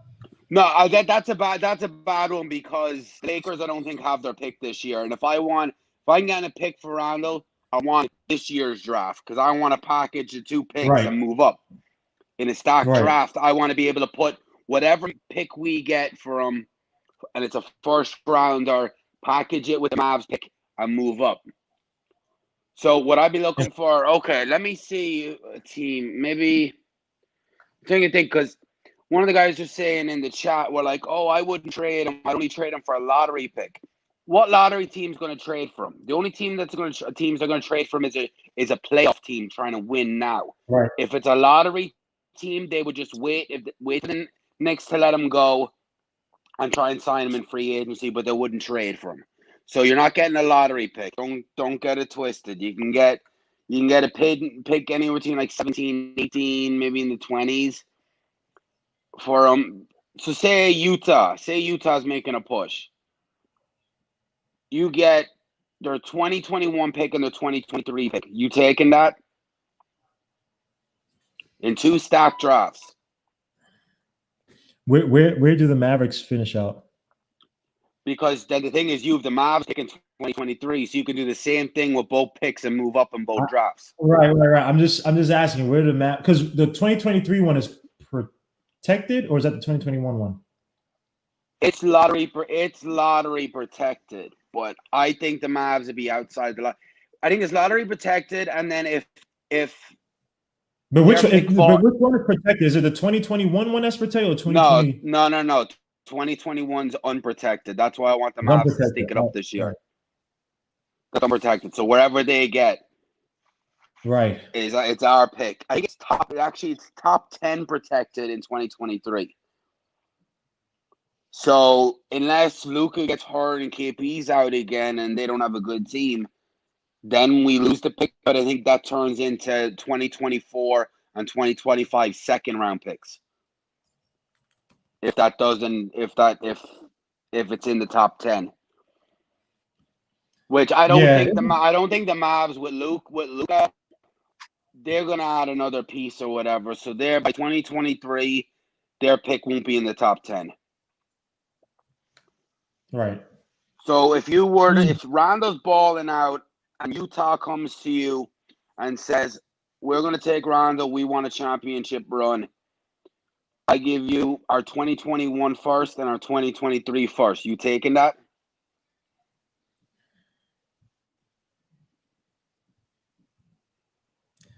What's going on, Joe? What's going on, Guillermo? That's What's tough, happening, Joe. buddy? That's tough, bro. God. Oh, what? How is that tough? I take that all day, even on a Sunday. For a guy who's overachieving on a contract year, he is, but he fits like. Because what are you going to do? Like this, right? And go ahead.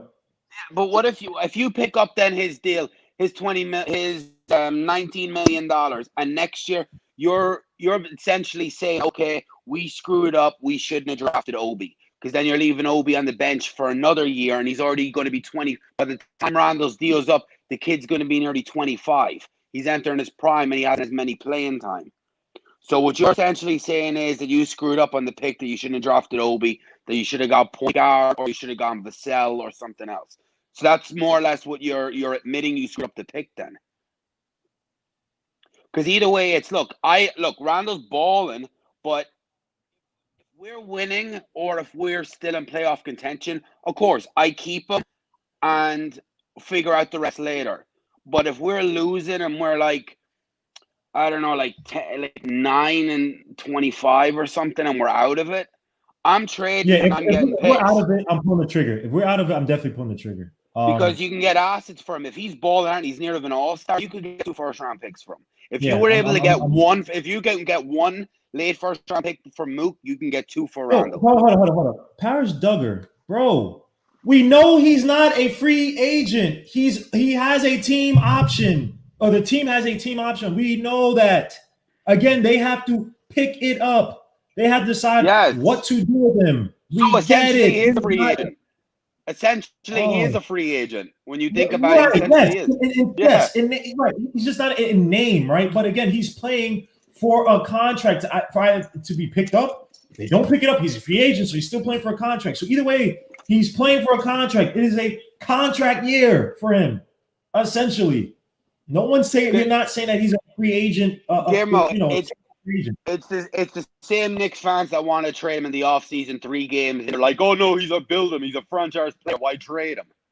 3 games. So Paris Duggar. So then tell us, what is he then? We literally explained it 30 times. Let me get to God, man. Suit you, God, man. Sure. What were your overall thoughts on Randall? His impact on the game. We know you love Randall, but do you see something different from him? Why does he look so much better on offense for this team? And shout out to the coaches. That's I think the whole team is looking better, and it's not just him, but again, it's the people are helping Julius Randle look good when you have Alec Burks knocking down shots. Also, Julius Randle is helping himself, making sure that he's looking for RJ. So he's making sure that he's looking for RJ. He's not passing him off, or he doesn't treat him like a rookie. Like hey, listen, you're no different than me passing the ball to Kevin Knox or Wayne Ellington or anybody else. He's the first guy he should look for is RJ, and clearly he's making that emphasis. So that's where he's doing a good job in terms of his passing. I mean, of who he's passing the ball to. He's making sure that he's passing the ball to RJ, and RJ sometimes goes off and gives you 26 points, and sometimes when he's facing tough adversity like Ben Simmons, he's going to have a tough time, and those times I want RJ to look to pass. So I'm actually looking at RJ's numbers as assist numbers because, we don't want – look, it's not personal. The ball sticking it can be good sometimes, but sometimes if when Randall is in a double team, listen, man, don't if you're in a double team, you gotta know you gotta make those reads, and you gotta know that somebody's open. And I think that sooner or later, not now, because I think it's too premature and too early, but soon, people are going to be gunning for RJ. And I'm not saying that he's not good enough, but I want to see RJ when the defense is playing him tough, for him to kick the ball out to somebody, and we want that third option. We always want Kevin Knox to step up, Emmanuel quickly to step up, even though he's hurt. But RJ needs to find that other guy. It can't be just, even though Alec Burks is there too, but. The reason why I like quickly on the floor is that it takes away the whole concept of it's a RJ Julius show. We want it to be RJ Julius, quickly, Alec Burks, and sometimes it feels like a team when you have. But the thing about, let me say a thing about quickly, because I think we're overrating his impact. Not you. I'm not coming at you. I'm just saying overall that the game has really been opened up by Randall now. Again, Payne had an absurd game yesterday. He was holding the ball, but he was on yesterday. But he would hold the ball on and wait for the shot clock to. And again, that type, if he wasn't making if he had 27 points yesterday, we'd be singing a different tune on him. But again, was that a career high for him? Was yesterday a career high on points for Payton? I don't even think so. I think I wouldn't be surprised if he scored more. I mean, I could check that later. No. 30 points was career high. 2017 against Orlando in a road loss to Washington. So he's three below it. But the passing's really been opened up by Randall. And that's why I said, and this to Tibbs, his game plan, you don't need a prototypical point guard, right? And you just need point guards who make the right play, get the ball moving around. And that's why he loves the triangle so much, right? And it's not, and even when you watch some of these games, he's not even running the triangle to this like rigid, T. It's like he's playing more like motion, right? You get the ball to one guy, maybe run a pick and roll with him on the wing, clear it out. Then you have Randall post up, have guys move, one wing move in, the other wing moves on to where that guy was as Randall's driving to the basket, as we saw before they freaking shut me down. When he made the pass to Burke, he made a pass to Burke. Oh, yeah, I like that pass. That was a good. Yeah, I like the way he's positioning himself when he's in the middle. He's getting real clever, getting real smart. A lot of great things I want to say. But I want to talk about the debate of. I mean, we'll get there. You guys, okay, cool. And salute to Samantha Cheeks, man. Yes, please. Simmons keeping his head up. But I got to be careful too before I get in trouble. So no more clips, unfortunately, because it used to be fine, but now freaking YouTube. But let me ask you guys about this. Yesterday, the one I want to show you, the Knicks part that I thought was excellent, was the way that we packed the paint against Giannis. Right? Giannis had his 27, but it was it was done by the time he got his 27. The game was it was ready won, right? Now Giannis isn't Sabonis. He's not Andre Drummond who's going to play tomorrow. He's not Embiid. And you did have Mitchell Robinson keep his feet. He only had 2 fouls yesterday. But it wasn't just Mitch Robinson. They would pack the paint, Julius Randle, all those guys in a little zone. They would just come in, crowd up on Giannis, and then when he kicks it out, they get back to the guys. I thought that was excellent. I thought that was great coaching. We never saw that by Fizzo. We never saw that by Mike Miller, even though they had the opportunity to watch how the playoff teams of 2 years ago played Giannis, right? High aggressive up zone, pack the middle when he tries to drive to the basket. When he's down low, right? Do you think that the way they played the Bucks defensively, when we're playing teams that have a so-called superstar or a high-level star, or even, is it just because we played the Bucks and they have the Giannis, or is there truly a change in defense? No, I think it's the Bucks. You know who I've seen do that to the Bucks too? And the first time I've seen a team do that to the Bucks, and it was in the playoffs. It was the Orlando Magic. The Orlando Magic did that to him, and I'm like, I was impressed because I'm a huge Isaac fan. But I seen them do that to him first. So look, I give credit to the defense, but again, we're playing a guy who does not have a jump shot, unfortunately. Great defensive player, and can knock down free throws too. So you can't help yourself when you don't have a jump shot. You can't knock down free throws. The only thing that he is good at is drawing fouls, Giannis, which is important because look at Ben Simmons. Ben Simmons doesn't even have a 3-point shot. But the first play, what did he do? The very first thing is he got the ball, he drove it straight to Randall, foul. And I think he probably got to the free throw line, or maybe it wasn't a penalty. But that's the thing that we need a lot. It's the ability to draw fouls, to work the refs, which is why, even though it's tough to support Dennis Smith Jr.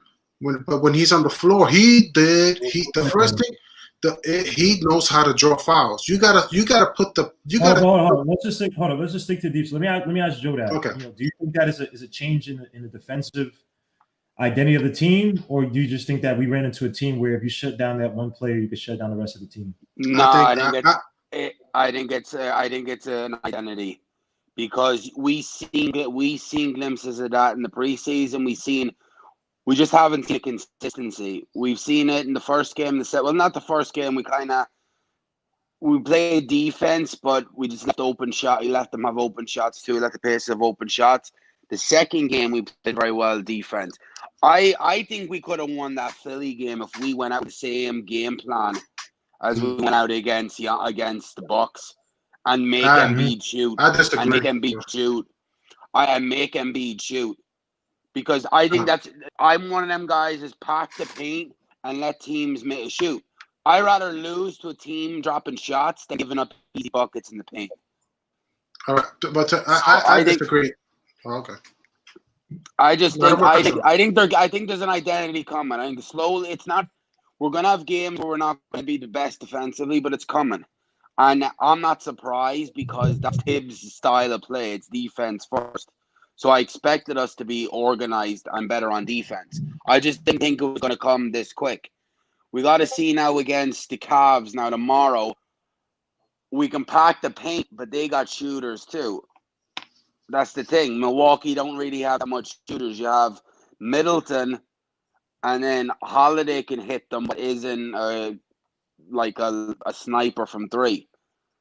They got and they've killed us last year. Like they have Colin Sexton's averaging 27, Drummond 20.3, Garland 19, Chetty Osman 15.7. Then you got JaVale McGinn at 10.3. So you got a guy who. Yeah, we gotta relax it, because people were saying, the Cavs over 3-0. They beat they struggled to beat the Hornets. They took them to go into double overtime against the Pistons, and they beat Philly on the second game of a back-to-back with no Joel Embiid. If Joel Embiid was playing, they wouldn't have won that game. I watched the highlights of it. It wasn't that good. Philly looked very off. I want to answer your question though. I don't think the Knicks have to prove more in defense. I can't say that the defense. This is a new identity on the defense. So far, in 2 real games, they gave up 120 to Indiana, and now they gave up 100 points. How much? I forgot how much.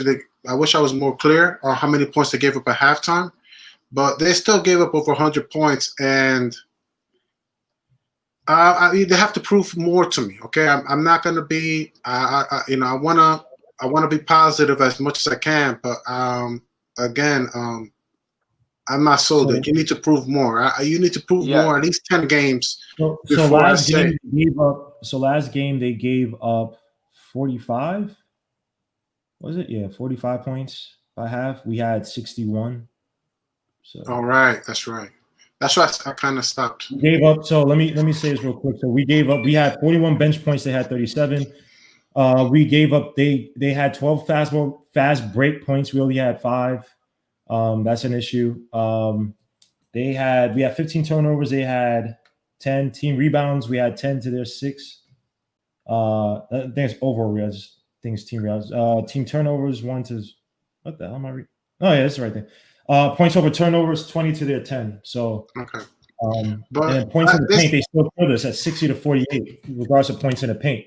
And we're gonna play a guy in Andre Drummond tomorrow who has bully Mitch Robinson, bully Nerlens Noel's too. And they're playing. Look, they're forwards. Game, like they were saying, they got shooters on the outside. You got guys like Sexton. But before going to the outside, let's talk about. I know you guys laughed at me last time when I brought Cleveland also has Larry Nance Jr. This guy's giving up. This guy's scoring 13, 8 assists. 8 rebounds, and he's averaging about 4 or 5 assists per game now. Also, so these. So Larry Nance is averaging 8.7 points, 5 assists, 8 rebounds. I don't think people are making fun of you about your Larry Nance, but you comparing Larry Nance. You said Larry Nance is somebody. You comparing to something else, and I think the comparison. Well, the thing is, right, and not to mention, look, Larry Nance started with Kevin Love yesterday. Am I correct? And my whole thing is, again, you got to have a strong. That's why I'm big on keeping Randall, Knox, OB, and look, Julius Randle slimming down. He could play at multiple positions. He could play the 3, in my eyes, right? You might disagree. In your eyes, you guys might think I'm crazy.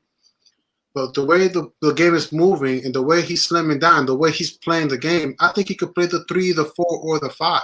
So Obi's going to get his minutes. Obi. I think you said Randall. I think even Randall too. I think Randall could start playing some minutes at the 3 and at the 4 and at the 5. To be honest, that's not a bad idea. I want to. That's what I'm trying to say. Randall at the 3. He's slimming down. If He's not a 3. Randall's not a 3. Randall's perfect at the 4. Maybe put him at the 5 if you want to play small. You got guys who run. Can you play him not full time? But I'm not saying full time. Can you play him minutes at the 3? Is my question. No. All right, because he seems like he should be slimming down for a reason. I don't know why he's slimming down so much. Big body real slim. Man. Let's say hello to the one Noli Mitsuplik. If you got anybody knows Superman, Mitsuplik, please look him up. The biggest troll of them all. Ron Cleveland up in here too, man. Oh Lord. Lord. I gotta be the biggest troll. I thought it was Chuck. But you have to be an actual living being to be a troll. Chuck is he's dead, but you're still alive. Man. Ronald Cleveland in the building, man. How you guys doing, man? Salute, guys. Man. What's going on, fellas? How y'all feel after that nice sleep y'all had last night? Some of the best sleep you had in a long time. You heard me. I know you slept well. You know what? Ron, I talk about the playoffs. Watch. I ain't gonna talk no playoffs. I just want us to continue to work like that, man. We work like that. Good things are gonna happen. Let everything else, let the chips fall where they may. But you gotta work. You can't stop working. You can't get happy with one win. You can enjoy it, but you can't get happy. Hold on, guys. Let me get to Josh. I know Josh has some weird opinion because he's literally having a seizure over there. He wants to say something that he knows is gonna troll. So go ahead, Josh. I'm gonna ask you a question. What you want to say, Josh? Go ahead. I didn't make any facial expressions or anything. I just was like, I saw you the whole time. You're jittering like, he wants to say something to get everybody pissed. No. I mean, listen. I don't. I mean, obviously, we had a really good game yesterday. I mean, I'm not going to get too high about it because I've seen this before from the Knicks, and they've let us down constantly, time and time again. But I just want to talk about the whole Randall thing about whether his trade situation. Now, I think the Knicks lost a little bit of leverage because the free agent market this offseason is now kind of bare. Giannis is unavailable. AD is unavailable. So I think there's not going to be a lot of teams looking to like really clear up cap space as much as it was prior to Giannis signing his deal and AD signing his deal. With that being said, I think if the Knicks can't find any a good trade for I'm looking at the comments.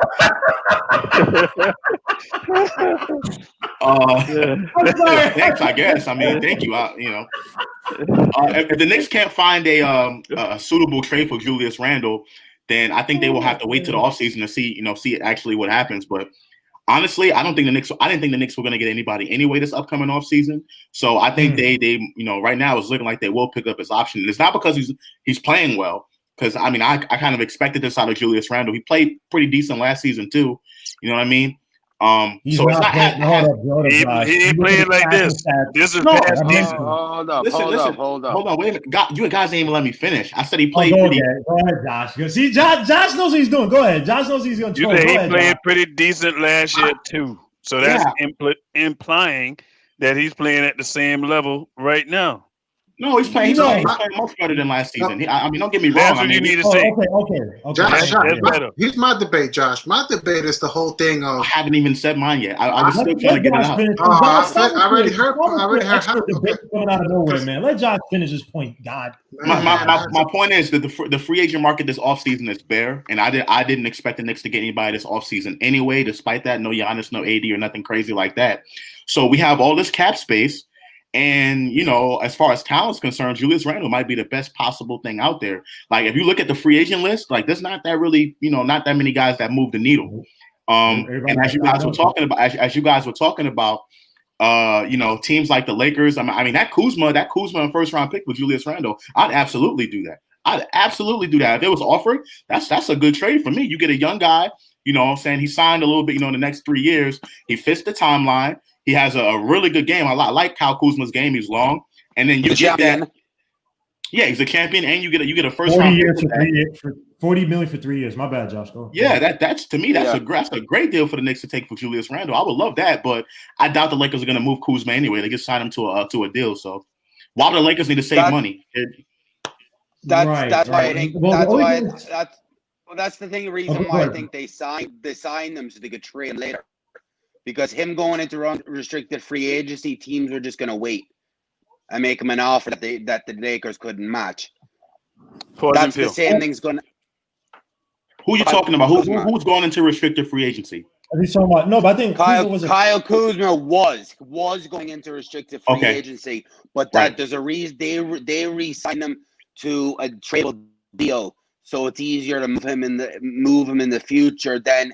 Because teams weren't going to come and make a move for Kuzma if he was a restricted free agent. Right, I got you. Yeah. So they made that deal so it was easier to trade down the line.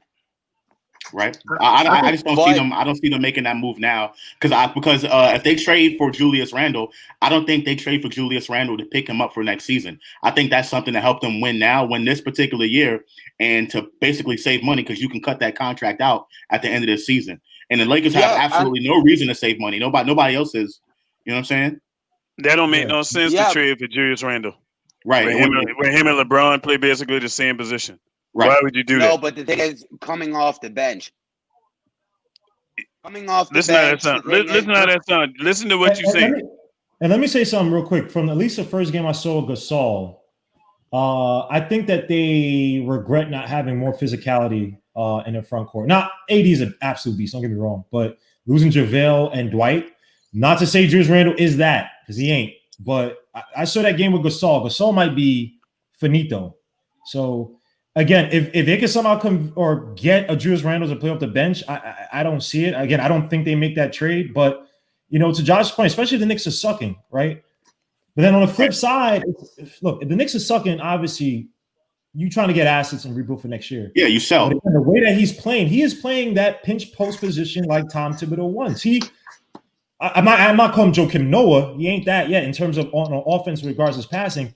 But when you look at his passing numbers, like I mentioned, assists are up, secondary assists up, potential assists way up, right? He's making all the requisite passes, and he's making guys, you know, he's getting guys in spots. Granted that Burke has always did this for his career, right? But he's getting past the Burks, he's getting past the RJ, he's getting past the. I'm gonna tell you why Randle would not, because someone in the chat say Julius Randle will come off the bench for a playoff team. Let me give you main reason why he's not gonna be wanting to do nothing like that. This is his first opportunity for the bag, not no peanuts. If he keep putting up the numbers he gonna put up, that's gonna command a large deal. If they trade him to the Lakers, he'll be disgruntled. He would not.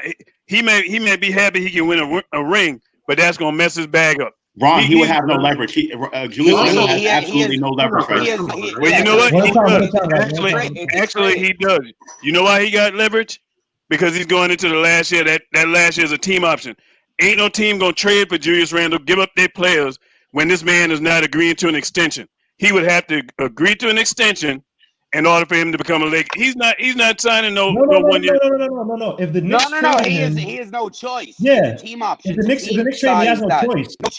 But the thing is, think about it. It's still he got 1 more year. If the Lakers decide to hold him next year, he'll have the remainder of this year and next year. Ain't no team doing that. Gonna give up Kuzma that you got in control for 4 years for a guy that's gonna be there for maybe for half a year and maybe the next year. That's all you. That's up to them. But Ron, but that's up to them. They can cut him and save the money. That's up to the team. All right, but what Ron is trying to say is that you wouldn't give up an asset in the first round and Kuzma, who you already have in control for what, 3 years? For a rental in Randall, or they ain't doing that. The Lakers ain't doing that. Because of the option. The Lakers are not a desperate franchise, man, and they just won the championship. They're not doing that. Well said. Well said. Also, like my whole thing, Ron. Oh, let me go around. I was talking first. My whole thing is like, I could understand some of these trade talks, but like, it's never for a trade to win games. It's always, let's trade for a draft pick. Let's trade for another draft pick. We already got 2 picks on 2021. It's like, that's not enough. God, you got to listen, right? We said that. I think we almost all agreed that if the Knicks suck, right, you're making that trade because you can have a productive player. No, I'm building. Not in the right situation, right? I disagree. I would keep building with Knox. I mean, with Randall and Obi. And look, man, Obi, Randall, RJ, and keep building and try to get another piece because I'm trying to win games. Is already in Obi's way, right? And I'm not saying that Obi is ready. I'm just saying that he's not. No, he's not. Obi cannot play the 3. Get that out of your mind. I disagree with you, Joe. Look, you told him. You told me he couldn't pass the ball. You said last year. God. Give me 3 games from Dayton where Obi played like a 3. Just give me 3 games. I'll look it up. Look. My whole thing is we got Obi played the 5. Well, you guys are talking proven, and you got a good point. He hasn't proven to play small. Okay, maybe you have an argument. But my whole thing is with the coaching. He had 1 game where he was great. All I'm trying to say is with the coaching, things can happen. You can be innovative. Too many ifs. All right, go. Let me get to John. I'll take that if versus trading Randall. God, I'm gonna back you up. I'm gonna back you up right here, God. Just real quick. I'm gonna back you up right here, and it has nothing to do with talent, who's playing well. Doesn't have anything to do with that. The reason why the Knicks drafted Obi Toppin was because he was the best player available. They didn't necessarily draft Obi Toppin to replace Julius Randle. That was a good point. That's not the reason. Right. No, but again, he's in that position. I got that. I got you. I'm just saying that wasn't the intention of bringing in Obi Toppin. People say that, Julius Randle. People are saying that Julius Randle won't be here long term because they have his replacement. But that wasn't the whole purpose of them drafting Obi Toppin. They needed talent. And on top of that, hold on. And on top of that, I thought they were always planning on moving Julius Randle to get back some assets and get that money off their books. That was the next plan. They got enough money off the books. I agree with you, Josh. They were trying to get Julius out of there, but now the way Julius playing, he's playing his way into a part of the plan. I'm telling you, if this man continue to play like this, the Knicks, we haven't had a bona fide stud in I don't know how long. And if Julius Randle plays at an all-star level this whole year, the Knicks not trading him. Y'all may as well get that out of y'all head. They're not trading him. Now there's no incentive for what? Ron, I agree with you. There's no incentive for another team to take him on. There's none.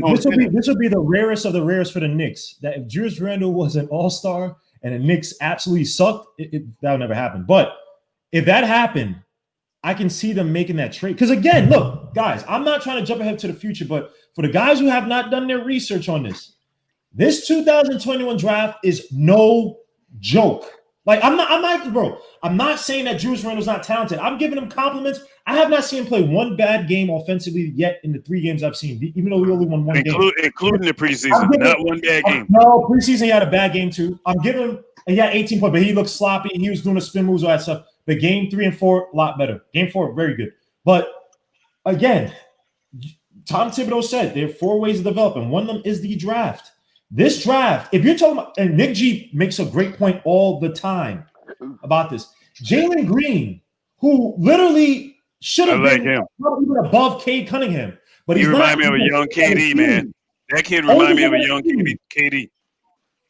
Just because of G League, this kid is playing. Or they get. I don't know if they settled or agreed to G League stuff, whatever. He had a little G League scrimmage where he scored 23, whatever. This kid might fall down just because people don't see him play. And they're talking about, even though I think it's blasphemy, you don't say that he is, but people compare him to young Kobe. I wouldn't do that. But in terms of his playing style, in terms of his split, so you're talking about the Knicks being able to possibly, just theoretically, the Knicks suck or whatever. I'm not praying for suck, but say we suck or even if we didn't suck, we got a guy like say Jalen Suggs and Jalen Green versus keeping Julius Randle. If the Knicks suck, I'm saying keeping Julius Randle despite the Knicks sucking. I'm telling you, 30 out of these teams will take the Jalen Green and the Suggs any day of the week. You get your point guard for the future. You get your shooting guard of the future. Hey, if Randall, I'm telling you, if Randall does well, but the team sucks. Go ahead, Josh. Josh wants to disagree. Go ahead. I'm gonna tell you why all of that is a flawed way of thinking. Right? I'm not disagreeing with you as far as the talent of these kids coming out the draft. I'm not disagreeing with that part. These guys are obviously talented. It's a really good draft, right? But for me, I would never go of the mindset that I'm trying to, play for the draft like what they did with Zion Williamson. They tanked for Zion. I would never agree. No. Josh, I'm not. I don't want to finish. So, Josh, I want you to hear me clearly. I'm not advocating for tank. I'm saying that if I got what you're saying. Position, I get what you're saying. What you're saying is you're hoping that the Knicks are able to get one of those draft picks. You're hoping that they get one of those guys coming out in the draft. Okay, I'm gonna throw the tank. Okay, forget about the tank word. Okay, you guys want to potentially package some picks to try to move up in the draft to get those guys. But think about that. If these guys are so good, and I believe they are, why would any team give up their draft position on any of these kids coming out? Why would they trade those things away? That's a good point, Josh. That's a good point. So what? They'll just grab the person themselves. Yeah. Why would they trade them away? So you guys have to. You can't play for the next year's draft. You can't make decisions based off next year's draft. No. So again, what I'm trying to say is that if you're in a position where you can do that, right? I agree with you. Do what? Draft them or trade for? Other teams are looking up and they're probably like, I'm not gonna allow you to do that for Jalen Green. But again, I'm giving that little one hypothetical situation. Again, I'm not saying tank. I'm not. What I keep saying is off. The video's not off. I don't know what people are saying. The video's on. I look at YouTube. Let me know if you guys see it off. I'm pretty sure it's off. Samantha Cheek said it was off, but it looks like it's been on for a while. I haven't shown one video. I haven't done any of that. So I still got you. Yeah, it might be behind. But yeah, again with you, Josh. Again, I'm just saying that if you had that ability to. Now again, yes, obviously people might say yeah, but again, people might sour on a certain player, right? And say I'm not really high on Jalen Green like that. I'll take an Evan Mobley. I'll take a Josh Christopher. I'll take a Moses Moody. I'm just saying. All I'm trying to say is that we can't be bogged down. Like again, Randall is playing great. I'm not taking anything away from him. I'm saying that if he's still playing great, but the team is sucking. It's like Marcus Morris, right? Even though I think Randall's impact is a little bit different because Randall's impacting other players versus Marcus Morris has had really good individual numbers, right? Again, it's that same situation about to build. Now, if Tom Thibodeau likes Randall, fair enough. But I don't think we can be too narrow-minded with regards to building for the future. And again, I'm with you, Joe. I want to win. So if we're winning with Randall, I'm not trading Randall. I hope everybody knows that. If we're winning with Randall, as much as I kill Randall in this play, if we're winning with Randall and we are 500 or something like that, or we're closer, I'm not trading Randall. But I want to add to that. I want to say I would keep Randall just for the simple fact that RJ and Randall are and Burks. I got to give Burks his credit, and as well as quickly so far, right? Because there's only been 3 games. But the players that are helping us win games, I'm going to keep them. I don't care about this, that, and the third. Do I want to add talent on top of that? Yes, I do. But I'm not trading. I'm not taking a piece that's giving RJ the ball as much as he can, and as well as averaging 5 or 7 assists just because of another pick. Like my whole thing is, what if the Knicks aren't winning? Eventually, people. That's what Josh said. Josh asked your question. I just said. Because you said you're not going to trade somebody that's going to help us win. What if the Knicks aren't winning? I'm still holding on to talent. Why can't Cleveland? I got a question for you. Why is that's the whole point? Okay, I want to talk. But that's the whole point. The whole point is, go ahead, Joe. I want to talk. So then, if you're thinking, hold on. And if you're thinking around his future, then you're turning. If you're losing and you're saying, "Joe, we're going to keep him, we're going to extend him," so you're basically turning around and admitting that we just wasted an 8th overall pick on a backup instead. I wanted to answer that question, Joe. My whole thing is, again, look, Cleveland just drafted with the number 5 pick, Isaac Okoro. They got in their forwards. Let me add to that. They have Isaac Okoro, Kevin Love, Larry Nance Jr., Jerry Osmond. They have Larry Nash Jr. Oh my! Kevin Love's going to be traded. He's old. He can't no. be They, healthy. look. Larry, he's hurt again. They, Hold on, Joe. Let him finish. Tomorrow. Joe, let him finish. Listen. Joe, let him finish. Despite no matter what, they hold on to their players. We're the only ones that are like. They act like, yo, we got to get rid of players. We got to stay hustling. And this backwards hustle, it's not even hustling. It's really backwards hustling. No, they can't. They hold on to their players. They can't trade Kevin Love. No one wants him. They're not getting what they want from Kevin Love. Kevin Love is no value. He's never played. They're not going to re-sign Kevin Love, God. Kevin Love gone. The reason why he's not getting traded is because everybody know that he's going to walk in free agency. Right. So there's no need to go in and trade. That's the deal. That's the deal on Kevin Love. That's the belief system. I think. But I'm gonna tell y'all this about Randall. I'm here to bust. I'm gonna bust y'all bubble, man. The Knicks ain't gonna have no bad season this year, man. I just really feel this year is gonna be different. Everything thus far have shown me that I'm looking that this is gonna be something different this year. The coaching staff is better. Ron. Hey, the same energy. Hey, I'm not changing it. I'm not changing it. I'm telling you right now. You can mark it up. You can chalk it down. You can put it in whatever book you want to put it on. I'm telling you right now. 12:28, 10:13 p.m. Eastern Standard Time Zone. I feel this team is going to be better than what they've been in a long time. So, all y'all thinking about this draft, I'm telling you right now. Military man. How many wins again this season? I'm telling you right now. Yeah, they keep playing the way they're playing my original 30 games. I'm thinking they're going to win. 30? You said 30, Ron? He said 30? If they continue to play at the level that they're playing right now, because see, the thing that y'all fail to realize, I ain't heard nobody say nothing about them three guys that ain't playing. Them three guys that ain't playing ain't no cream puffs and ain't no pushover. Austin Rivers is very good. He ain't great, but he's very good at everything. He's good at everything he does. Quickly was about to take that point guard role, and Mr. Alfred Payton, that's why he was out there practicing them jump shots. And your boy Toppin ain't even took off yet. So you got three more pieces to add to this team, man. And them guys are all on notice. You can tell how they playing. They know they playing for their basketball lives. Hey, Ron, have that same thought tomorrow. I'm gonna keep it. I'm gonna keep it the whole year long. Hey, I'm gonna tell you like this, Joe. I'm not gonna back off of it, no matter what happens. Okay, hold on. I'm gonna stick to it. Let me just say this, right? I got a question. Because hold on, let me just say this, right? Because you know the Knicks always have these games like this, and everyone is so high on them and everything like that. Yeah. And Ron, I'm not saying the Knicks can't pull out. If they do play like that, they will win 30 games this season, without a doubt. If they continue to play the way they played yesterday, absolutely. But I had a funny saying. I was talking to my man TL and on Instagram, and I was like, the Knicks sell more hope and change than Obama did back in 2008. They sell you. They just sell you. They sell you so much of this optimism, and nothing ever works out. But Josh, my whole thing is that you want to sign a free agent and then you're quick to sell for a draft pick. I'm not with that no more. I tell you this, Josh. I got one word for you. The reason why I feel this is different. Thibodeau. No. Okay. Check his track record. You better check his track record. Ask Doc Rivers. He put out that Mike Miller's win percentage, right? If 21 games with Mike Miller and Fizz, and you telling me I can't get 9 more wins with a better roster and a better coaching staff? Roster's not that much better, bro. The win percentage is not playing so much better, Josh. Point guard, power forwards. Come on, man. Y'all crazy. If y'all don't think this lineup is better.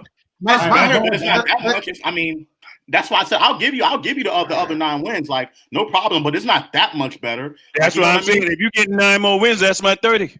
You proved my point, Josh. Uncle Julio, not to be confused with Coolio. You just proved my point. No, and I'm saying I'm not disagreeing. Listen, I'm not disagreeing with the fact that the Knicks can't get 30 wins. If they play like that yesterday, absolutely. The question is, can they do that consistently? I'm gonna tell you that. That's where coaches come in. Frank Ntilikina, Kevin Knox. We all know the potential that these guys have. And DSJ, they give us these glimpses, these moments, but consistency has always been the issue when it comes to these guys. And the Knicks overall, consistency. Payne's why not you giving want you to sell? 27 a night. I ain't You're looking for not that gonna for make him. the Yeah, three yeah. like So that. why And you again, want we to did get not rid of play. Tyler? Hold up. We did not play. We did not play a team with a legit front. Don't you do that. Don't you do that, Grandma. Don't No. man. Don't do that, man. You must be mistaken you. Don't do that, man. The three, even the three teams. If you count the Cavs when You're making played. excuses, man. Hold on. I'm not making excuses. You said Hold up, Ron. This is why I asked Joe and God Mozeliah, and God Mozeliah agree with me when I said, "Is a team when we talk about defense, is this a turn in terms of a new leaf or turn a new leaf, or is it because we played Giannis the right way and they don't have another? They don't. Brook Lopez is not going to body you down and operate from there. Drummond has given us issues. You're proving my point. Has given us issues. A lot of proving teams, my point, Josh. He's talking about what he's talking about. Who has the impact on how we're playing? Who has? It's the coach. You did keep talking. You proving my point every time you open your mouth. Okay, so why did we lose? We ain't played him like this. Why have Giannis dogged us? Why the Bucks have dogged us the last 5 games? It's because of what? Ron, hey, what he just said? What he said, Josh? We ain't played him. We ain't played him like this. That goes back to your coach. Ron, hear me clearly. We played a team where they had a bottleneck player in Giannis, right? If Giannis is not eating, one-trick pony. He's not doing well, you can shut down the rest of the team.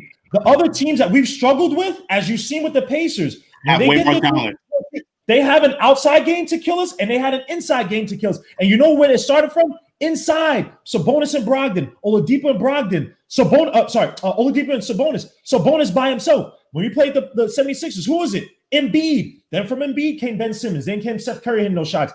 They were, again, any team with a man. That's why. Go ahead, Josh. I'm not underestimating the value of coaching. I do believe coaching matters in the NBA, but I'm more for the players dictating our win and loss record, not the coach. You know what I'm saying? I'm not saying Thibodeau is a bad coach. I'm not saying he's not an upgrade from Fizdale. He's definitely an upgrade without a doubt. Answer this, Josh. I hear what you're saying. So answer this. You telling me these players right now are playing the way they played last year?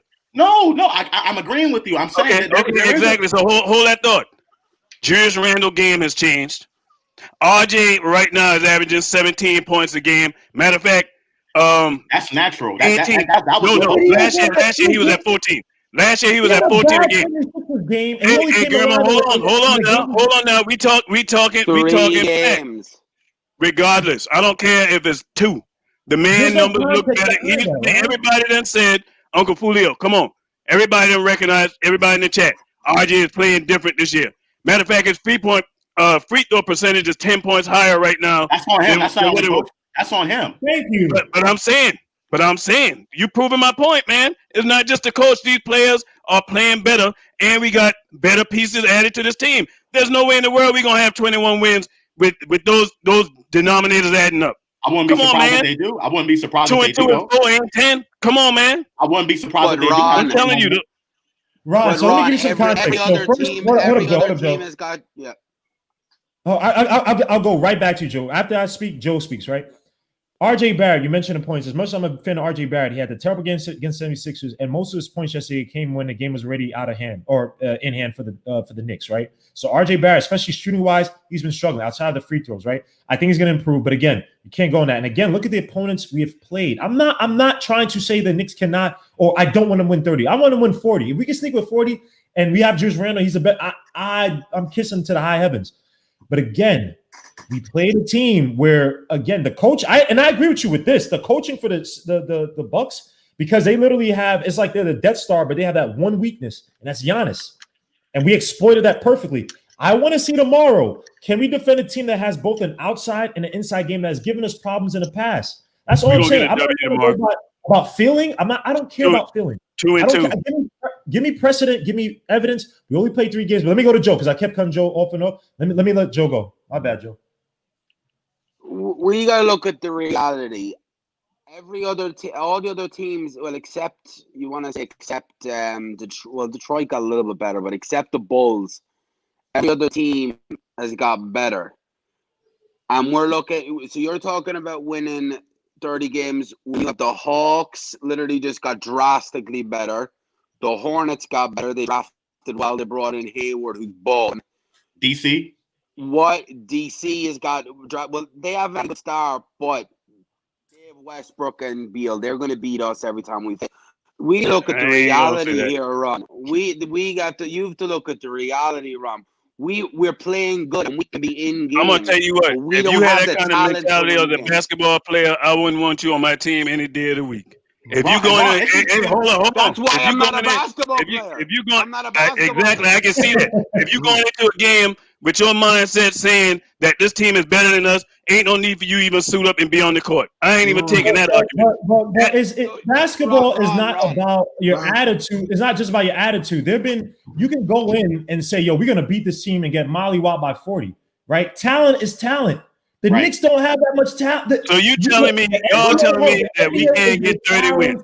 I think we can, Ron. I think we can. We just have to play like we played yesterday. We have and to that's play what like I'm trying to tell y'all. Look for them boys to play that, because one thing you notice about Tibbs, even all through the preseason, when them guys start missing assignments, what's Tibbs doing? Blowing whistles, coaching them, correcting them on spot. Ain't none of that foolishness that Fizdale and Miller was doing, letting them guys just do whatever. And we still ran into 21 wins last year. Oh, let me say super chat real quick. We're a talented lineup. I'm telling you, man, don't be surprised. 30 wins gonna hit that table. Don't be surprised. Let me get to the super chat real quick. Paris Dugas, salute, man, for $5 super chat. After 10 games, his Knicks team is going at least 500. Everybody, Paris Dugas said we're gonna go 5-5 after first 10 games. So hold him to that. We got talent rising, and y'all sleep on the fact that under Tibbs. Ron is right. All right, man. I won't be surprised if the Knicks pull out 30 games. But my thing is consistency. They have to. There's only been one game where they played like this, Ron. I want to see more of it. I'm just a realistic person. Let's be real.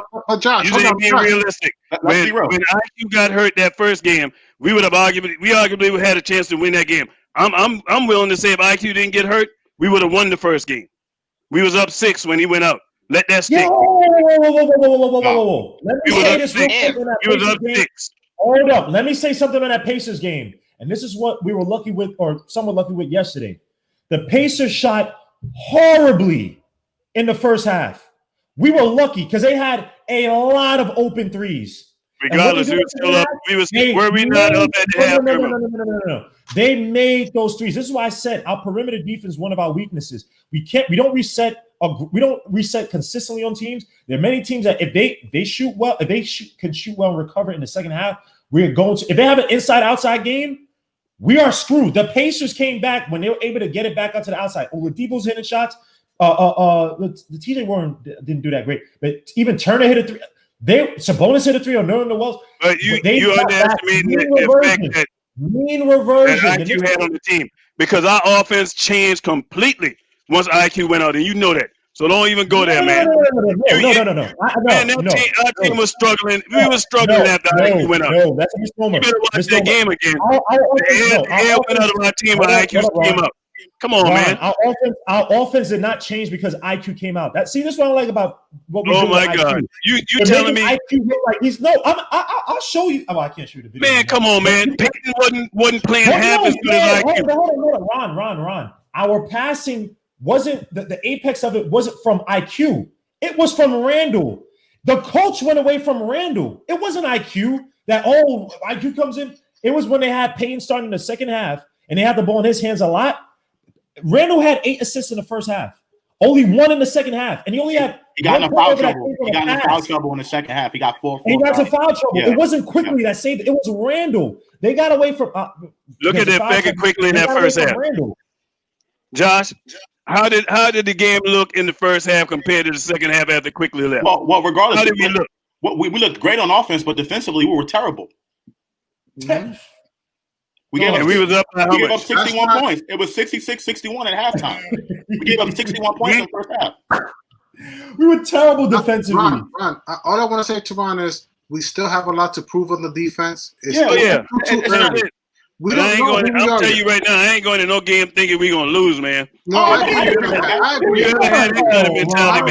don't want you in the foxhole with me, man. I don't want you with me, man. I don't want you with me, man. We're going to think that we're going to lose. But Ron, hey, I'm going to tell you, hey, Guillermo, Girl, I'm gonna tell you because I'm Army. listening to Joe Madden, man. I'm gonna tell you that now. I'm gonna let you go.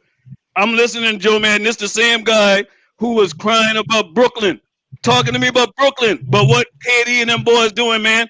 If you're a Knicks fan, you don't care about what they're doing. It's about what these boys doing, man. I don't care about Brooklyn. That's why you don't even hear me. This is the first time you already hear me say that name because I don't care about what they're doing. It's about what Ron, let me ask you something, Ron. Let me see how crazy Ron is. Hold on, let me see how crazy Ron is. Ron is an Army guy. I respect what he's saying. I don't want you in a foxhole if you think we can't win.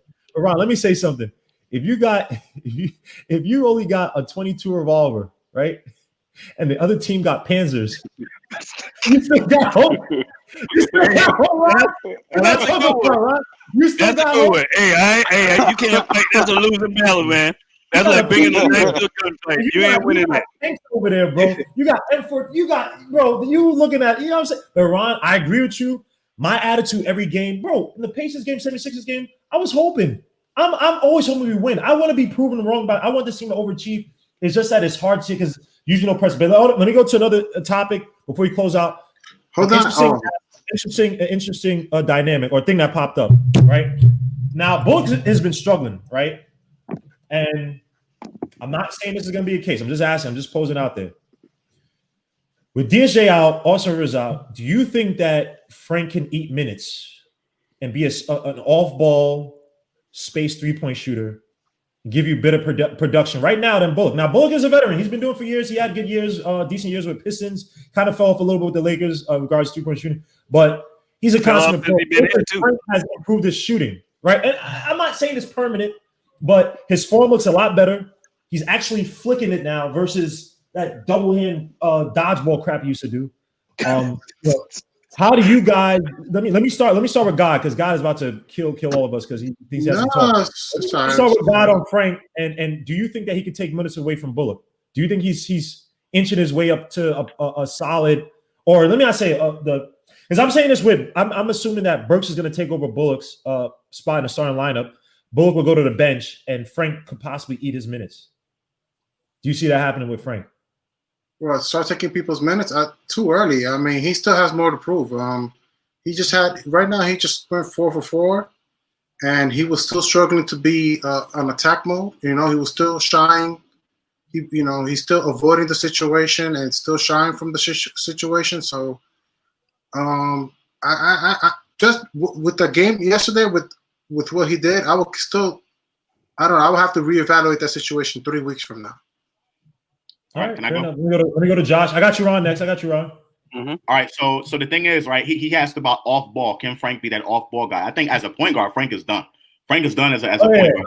I've been saying that, but off the ball, as far as taking that next step to be that off the ball, kind of a 3-and-D guy. That's kind of weird to say, a 3-and-D guy. Frank, absolutely, I think he can take some minutes away from Bullock because of his defense. The Knicks, one of the biggest problems they have is guard play. Our guard play has been absolutely dreadful. And if you look in the Eastern Conference, a lot of these teams have gotten better with their guard play. And quite frankly, it's a guard league.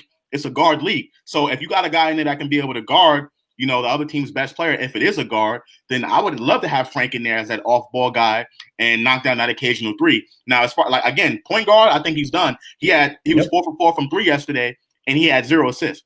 And as you can tell, when they brought him in the game, Julius Randle was bringing the ball up the court. There wasn't even Frank setting up the offense. But that off-the-ball role, absolutely, without a doubt, if Bullock continues to shoot poorly and Frank is knocking down those shots and being aggressive and stop being so tentative. It's not that Bullock is just shooting poor. He's taking really weird shit. Not all the time, but he's taking some really – I see him take like a runner from the top of the – I've seen him do that twice in 2 games. I'm like, dogs, that's not your game, bro. You're not this off-the-dribble type of just chuck it up there, ugly type of shooter. You don't – you know what I mean? That's not your game. So, yeah, I don't know what's in Bullock's head right now, but because, again, we're going to be playing some tougher teams. I'm not saying we got lucky yesterday. I think we played great yesterday. You told me the guy that don't know his jersey number. Oh, come on. All right, let me get to Ron. Ron, I know Ron. He wants to take freaking Bullock out for Amari Spellman. He hates Bullock, man. I don't know how Bullock is still on this team. I don't know how. I'm with Kevin W on this one, man. Kevin Wright.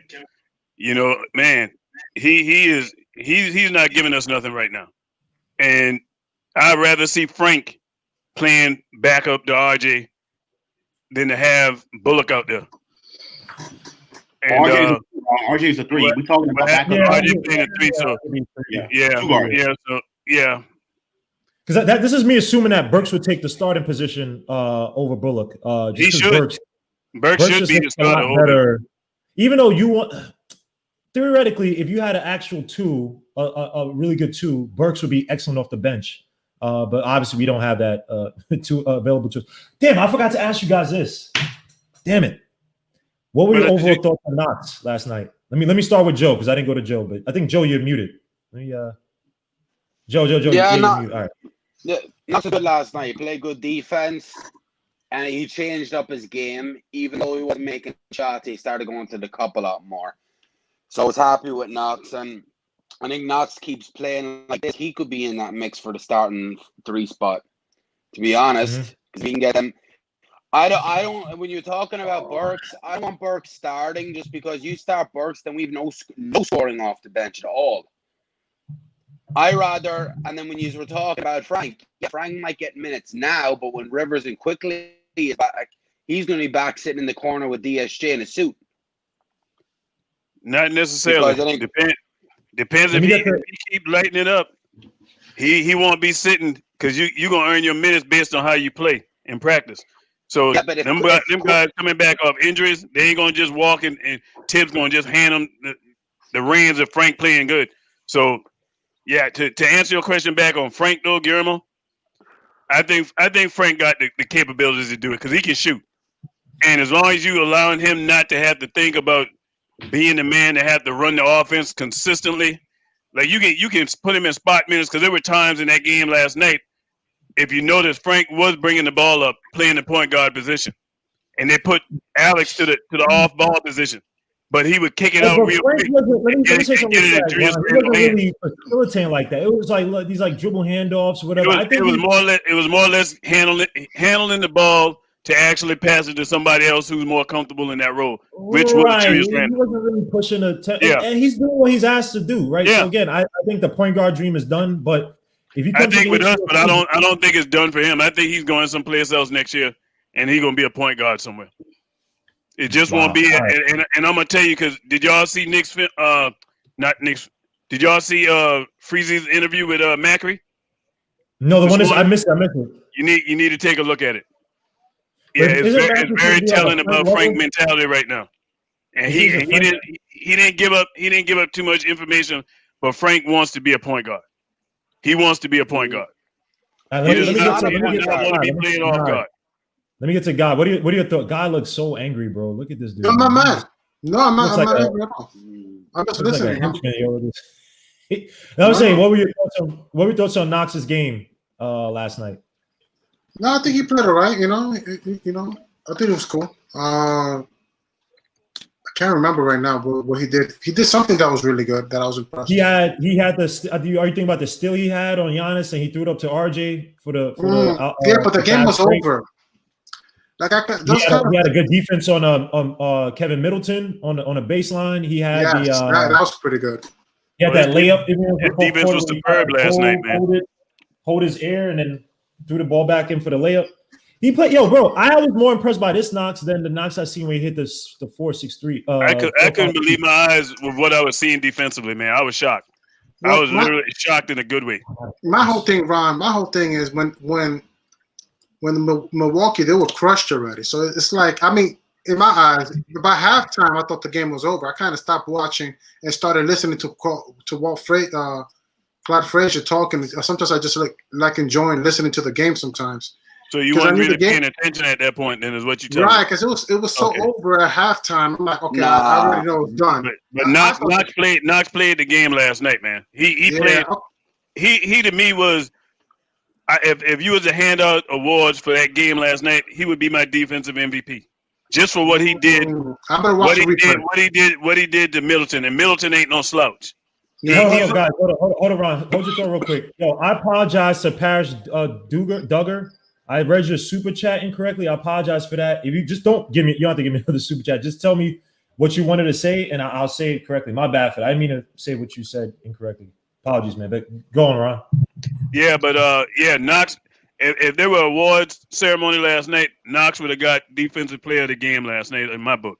Because his defense, man, I was shocked because people normally would have their way with Knox, especially last year. I mean, they had their way with him. This year, the guy looked like I can't even describe it, man. It's like a total like he went somewhere and like somebody said something about Space Jams. Like somebody gave him some defensive powers or something, man. Knox played last night. He played last night. My whole thing is I want to watch Knox more and Frank more when the game is closer versus when the game is so far apart, because you can start doing your thing and start going 4 for 4 when the game is out of hand already. But I want to see how you attack when but when you know we need you. Not necessarily, Guillermo. I mean, oh Lord, Ralph. Not necessarily, Ralph, because Frank and Knox with them threes that they started hitting is what kept the game from them guys trying to get back in it. When those were big threes that they were shooting, especially the one when Frank came down there and just pulled straight up near the top. We got a lot of calls too, Brian. Let's keep it in perspective. We got a lot of calls. Hold up, guys. Oh, you guys help me out. Am I going crazy? No, you're not going crazy. I was reading the same thing. You're not going crazy. I was reading. I was like, what the same thing, right? 5 and 5 would be the same thing. 500, right? You're going 500 after the first 10 games. 5 and 5 in the first 10 games. Yeah, it's the same thing. That's the same thing. 5 and 5 is it's the same. 5 and 5 and 500 is the same thing. Oh no, it's not. It's not. It's not, guy. Well, yeah, it is. Sorry. No, wait. Yeah. 500. Yeah, it's the same. Because he said 5 and 5 in the first 10 games, and then he said after that they would go. I'm tripping. Wait, no, Josh. It would go 500 after the first 10 games. 500. Yeah, it would be 5 out of 10. It'll be 5 out of 10. So he's basically saying we're gonna go 500 for the season. Is what he's saying. Basically, is what he's saying. I was gonna say I said they go. Yeah, 5 and 5 is 500 because that's 5 out of 10 games. Yeah, 5 out of 10 games.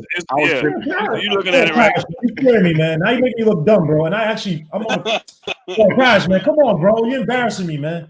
But I'd say this. Hold on. Rob and Nick gonna get y'all. But I'm gonna say this, man.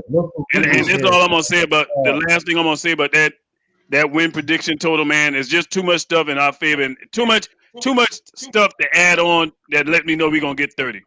Okay, we had 21 last year. Okay, hold on. Ron. Sorry to cut you off. So CM is saying that he thinks that after the first 10 games, he thinks we'll go 500. Okay, all right. If that's the case, Parrish, I apologize for that. Parrish Duggar is saying that after the first 10 games, we will go 500. Okay. For the rest of the season. Yeah, and I can see that because the schedule won't be as tough. But then again, everybody got to play. So you play on your stuff. But this is the reason why I feel we're going to get that 30 wins. We had 21 games. 21 games we won last year that we basically just ran into with the lack of coaching, the lack of stability. So far as the rosters, we had 15 different rosters at one point last year. So you got a more stable lineup. These players are getting better, and you can see that. And we got some better pieces on this team than what we had last year that's more complementary to this team. Alex Burks is Mr. Microwave Oven. He's Vinnie Johnson 2.0. And what Randall is doing, his improvement, RJ is improving, Knox is improving, all these guys are improving. Even Frank, somebody said the stat, I think Macri said it this morning, that Frank had some, I think he's only missed maybe 3 or 4 3-pointers, period, right now. Like he's made way more than he's missed. So everything is pointing up in the right direction. And top it all off, no fans in the stadium. Ron, I just think it's too early to say that the team is trending in the right direction. They only won one game out of the 3 games that they played. Granted, they won by a lot, and they beat a really, really good team, but it's only one game. You got to make – I mean, I feel like, me personally, I'm not going to judge the Knicks until the first, 10, 15 games of the season are done. Then I'll make my judgment on how the team is going to finish. But after the first 3 games, what if it was like we won the first game and then lost the last 2? You see what I'm saying? It'll feel kind of different. We still don't know yet. There's a lot we don't know about this new regime in Thibodeau. It's a lot that we do not know.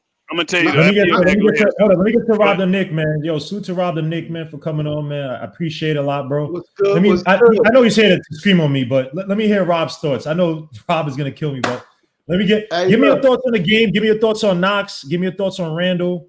And if your boy Frank, who I think we agree on Frank's so-called impact as a utility guy, if he could take over minutes from Bullock, assuming that Burks gets the starting position over Bullock and Bullock goes to the bench. You know, right now anybody can get that starting position over Bullock. He's just not playing well right now, but I'm not going to judge him yet. Just like even when Ayton had the real bad game, like I said, if Tibbs got a 10 to 15 game system that he want to see because he see it looks different in practice, give him a chance. So that's what I'm at with that. But what I really wanted to kill you on was something totally different. This Cunningham and Green thing. With that situation right there, if they was to come up with that situation right there, to me, the odd man out that you would have to put your eyes on is RJ. I had a feeling you was gonna say that. RJ would have to be might be the guy that we might be looking at to be for a trade or something. Not Julius. If Julius keep on balling the way he's doing, and you get Green and Cunningham, I said Green and Suggs. Green and Suggs, the point guard. All right, Green and Suggs, or Green and Cunningham, or whatever, either one of those point guards, and you get Green, that look like it's gonna put RJ on the maybe we can see if we can shop you around. Jalen Green a 2? He's a 2? Yeah, I think Jalen Green's a 2. Yeah. Regardless, RJ's playing a 3 anyway. No, RJ is like they going RJ shuffle. I think like before it's all said and done, RJ is gonna be a 2 because RJ is only 6'7". That position requires 6'8", 6'9" to really be effective. To Rob's point, if you look at RJ's numbers against 2s, or when he played the so-called 2 against other 2s, they were better than when he played against the 3. So he's more effective against smaller guys. And no, Suggs is a 1, Ismail. Suggs is a 1. I watch enough of those stupid Gonzaga games. He's a 1. Combo guard. Yeah, go ahead, Ron. He can play both, but he's a 1. And another thing too, another thing us as Knicks fans we need to watch. People who always want to trade. Why can't Obi and Randall coexist? He's a young player. He can play 2 years up under Randall with that contract run out, and then we can evaluate him. We don't have to throw him for anything right now. The Knicks got the better deal of Randall's contract right now anyway. So it's not an automatic trade. You got Burke for that. If you're looking for an automatic trade, Randall can stay throughout the duration of the contract. He's 2 years, Obi playing under him, getting 20 to 25 minutes, and then he can come into his own. And then at the end of Randall's contract, you can make the decision, do you want to keep Randall or Obi at that time? It's no rush. You do not have to get rid of him. But it's not. Right so my thing was it has nothing to do with Obi and Randall coexisting, playing together. My whole thing about trading Randall is about his contract. Another team will be willing to take on Randall's contract to save money, and then we get assets in return. Especially, we don't need assets. We got enough right now. Boston wind up giving up assets because you can never have enough assets. Because they got talent. You can never have enough assets. You can never have enough assets. Let him talk. Let him talk. Rob, go ahead, Rob. Let him talk. Why do you think that the Knicks pick quickly other than getting other than getting some extra draft picks? It's not that many spots on the team. So when you draft somebody right now, you're going to make sure that you're going to play. And right now, the Knicks are not right now, Graham, and one thing that you always say that I have a problem with, the Knicks are not without talent. The Knicks have undeveloped talent. That's a difference. We don't know what we have right now. Undeveloped talent makes you look like the Kings, where you got Buddy Hield and Fox, who they may not be winning a lot of games, but individually, those guys produce. But look, they had we do not have talent like relatively speaking, because you said the Celtics. They always had a structured coaching staff. We finally got a structured coaching staff. So now that doesn't mean it would be wrong. It would be wrong for us not to see what we got before we decide that we don't have talent. So I think you're right. I think you're because yesterday Frank looked like he had talent. I think you're right. I think you're right. You'll see talent produces whether you have a coach or not. All coaching does is elevate that talent. Look at their record. Look at their record before they got settled. They always Sacramento always had talent, but their record never said it until you cultivated the talent. You're right, Rob. Right. Hold on. To your point, De'Aaron Fox. How much was De'Aaron Fox averaging? How much was Buddy Hill averaging? They were still losing. Getting benched. But they were losing, though. They were losing. But they were losing. You might have a good team or a good coach, right? But you're still producing individually. We don't have any of those guys. At the end of the day, that's what you bring Randall for. He can get all the numbers, but we're losing. That goes for them too. That goes for them. That's not a point. The point is that, again, the Knicks, when we're talking about compared to other teams now, do you have guys that can do better with better coaching? Obviously, yes.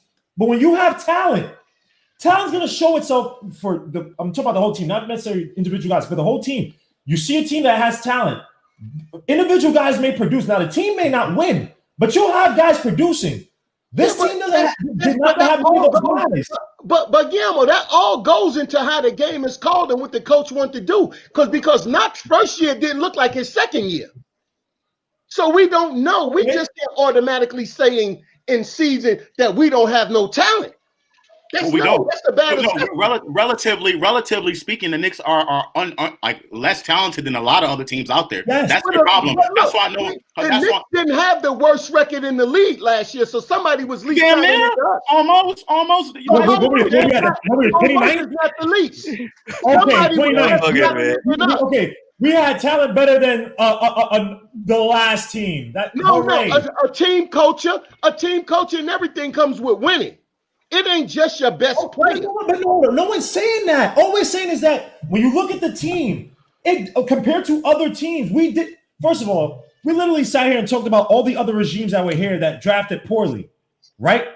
So how can you have that? These guys drafted poorly, but now we have talent. Compared to the majority of teams, not maybe all of them, the majority of teams out there, we are one of the most devoid of talent. Right, actual one-on-one talent that even if they lose as a team, everybody always say you take this player, you put him with Popovich. Oh, Frank gonna be a star. So that's an underdeveloped talent. Hold on, wait a minute. Hold on, time out.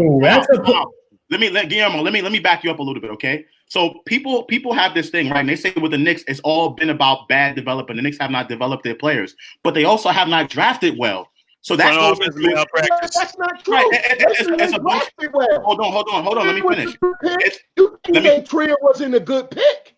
Let me finish. Hold on. Let me finish. Hold on. Let me finish. What I'm saying is, it's not attitude. We all know that's attitude. But that's okay. But Trier was that pick. Trier was a free agent. Let's talk about all the Knicks draft picks, right? Jordan Hill, Andy Rottens, Landry Fields. What are we talking about? No, we're talking about since Melo left. Let's keep it a buck. Let's talk about Frank Ntilikina. Okay. You drafted Donovan Mitchell or Frank Ntilikina? What? Exactly. You drafted Frank Ntilikina or Donovan Mitchell? Look, if you're talking about Donovan Mitchell, what about you would have drafted him in the top 5? You can't No, hold on, wait a minute. Hold on, wait a minute. Is talented. His talent is going to show you again. I'm asking you: are you drafting Donovan Mitchell or Frank Ntilikina? A lot of teams missed them, but that's the point. That's the point. It's not You're just talking about the Knicks. Development is important. It was 14 other teams that missed it. Hold on, wait a minute. I'm talking about Frank. I'm talking about Frank. Nobody knew that. Are you drafting? Are you drafting Frank? Or are you drafting Frank Ntilikina? Hey, let's talk. You talking about the Knicks drafting? Remember, we drafted Wilson Chandler and Gallinari. Think about them two guys too. You know what's happening? But that was Donnie Walsh. That's Donnie Walsh. He's talking about after Melo. So we're talking about all the draft picks. I'm talking about right after Melo. After Melo. Wait, let me just say something, okay? Go ahead. People are addicted to this whole development thing. I understand development is very, very important. Hold on. Let me finish. I agree with you, but it's not just development. There's a lot of things the Knicks haven't had. The Knicks, it's not. It's about more than just development. Yes, you have to draft the right guys. It's coaching. It's everything. The Knicks have not been good at any of it. So people are so focused on this development thing. But what if the Knicks just drafted the wrong guy? No one's saying that. No one's saying. least you get a chance. Okay, you can say after Frank's first contract, you don't want him back. You tried. Okay, that's one. Tell me one guy that stayed with the Knicks for a 4-year deal in the last. Maybe he wasn't good enough though. Maybe development couldn't have helped that player. Okay, well, it didn't cost us anything to see. Go ahead, guy. Hold on. Let Ralph go. My whole thing is you guys are talking about talent, and then you guys are the first to talk about trading Randall so we can lose more games. Good point, Ralph. Good point. No, it's not a good point. No. I'm not gonna let that happen. God, hold on. God, you guys want to win 20 games next season. That's what it is. When you make a point, stop trying to pull back from 1985 to make a point that has nothing to do with what we're talking about. No one said that we do that. We're talking about relative to the rest of the league. We do not have talent, right? When we're talking about the possibilities of trading Randall, right?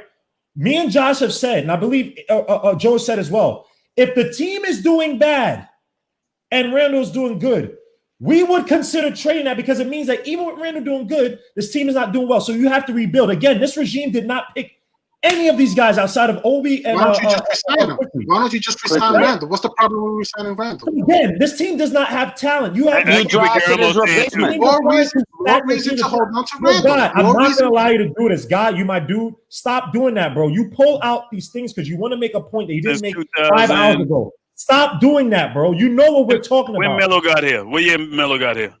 2010 or 2011, one of those.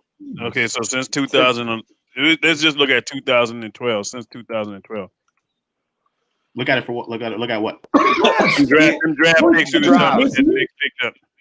KP and RJ. Outside of this draft, KP and RJ, the only picks that you guys will probably stick. And then people are saying, "Oh, well, it's good that we traded Porzingis." Like, how can you have that argument and then say it's good to trade Porzingis? You see what I'm saying? Because he's only played 40 games in 3 years. Well, that's after the fact, though. They didn't know that back then. The whole purpose the whole purpose of trading Porzingis was to get KD and Kyrie in here. That was the purpose of that trade. And that failed. That wasn't the only reason. It was twofold. It was twofold. That was part of the reason, and the other reason why is it was well documented. The guy was not happy.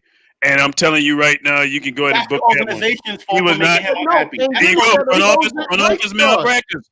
It started with Phil. Phil messed that up, and by the time David Fizdale got here, I knew he was not going to stay on this team when we got David Fizdale. You know how I knew that? He still had opposing rape charge. But you know what? But still, hey, that was true. Yeah. But you know why I knew he wasn't going to stay here? You know why I knew he wasn't going to stay here? Because them Gasol brothers had done made the call about David Fizdale. They were very tight. We don't know that. Okay, you sit right there. You sit right there and think people don't talk. You sit right there. Hey, Guillermo, that's like saying this girl he want to get with, and you know about her, and you ain't gonna tell her. You ain't gonna tell him about that girl. You gonna tell him. You gonna tell him, right? You gonna tell your boy, right? If you boys, you gonna tell him. I'm gonna tell you why. Good for you, man. I'm gonna tell you why that most likely did not happen. You know why? Porzingis was already in the organization. He could have felt that way himself. And let me give you more layers to it. Remember when your coach downed him because he was out there running on the track in his hometown? Remember how he blasted him about that? That bridge was burnt, man. Before it even why you think David Fizdale got on the plane to go out there? Think about that. Eat them cookies. He was trying to build a bridge that was already burnt. That was the organization's fault for hiring Fizdale and not taking care of their guys. There you go. I agree with you. But I'm saying and his brother wanted power, and they didn't want to concede nothing with his brother. But there was a lot of layers, man. All of that. Jason said KP's brother wanted to run the Knicks like LeBron and he wanted. Hey, shout out to him. He right. His brother. I didn't care for that. Leave your family out of business. All of that goes to the point that I was saying. I was responding to Rob about it's just development. It's more than just development. Your organization has to be right. The Knicks have been bad in every facet of the organization. It's not just it's about drafting players too. I do think we need to develop our players. I'm not saying we shouldn't develop our players, but you also have to win games. You have to be in the track. You know what else, Uncle Fulio? You proved my point. That's exactly why, like I told y'all when I came on, I said, I feel like this year is different. It's because of that between the front office. Man, do you know how long CAA been connected to this team? The relationship, Dolan and my man Leon Rose got, that ain't just started when he. Yeah, but would that go against your point? Hold on, Ryan. Would that go against your point? If CAA is so connected to the Knicks and the Knicks have been doing so bad, that's not necessarily. But hey, it's about relationships, right? When is the last time that if CAA has been connected to the Knicks, from the owner? If CAA has been connected to the Knicks and the Knicks have been doing this bad, that's not a good thing. Rob, answer that. It is. Because it's about synergy, about everybody being on the same team. No, Ron. So now when you're talking, look, the synergy comes from if your owner, your GM, your coach, and the players are all in alignment, like the Heat. Yes. That's a positive. But what I'm saying is that you made the point about CAA being connected to the Knicks for years, but the Knicks have been bad for years. See what you're doing? You're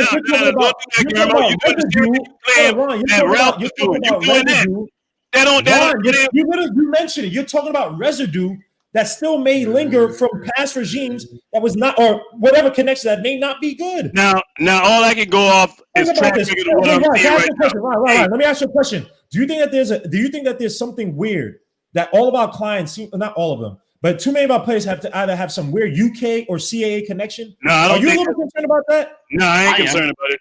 You know why? Because if you getting stuff out of Kentucky, you getting ballers. Look at the players that Kentucky put in the league. That stays in the league.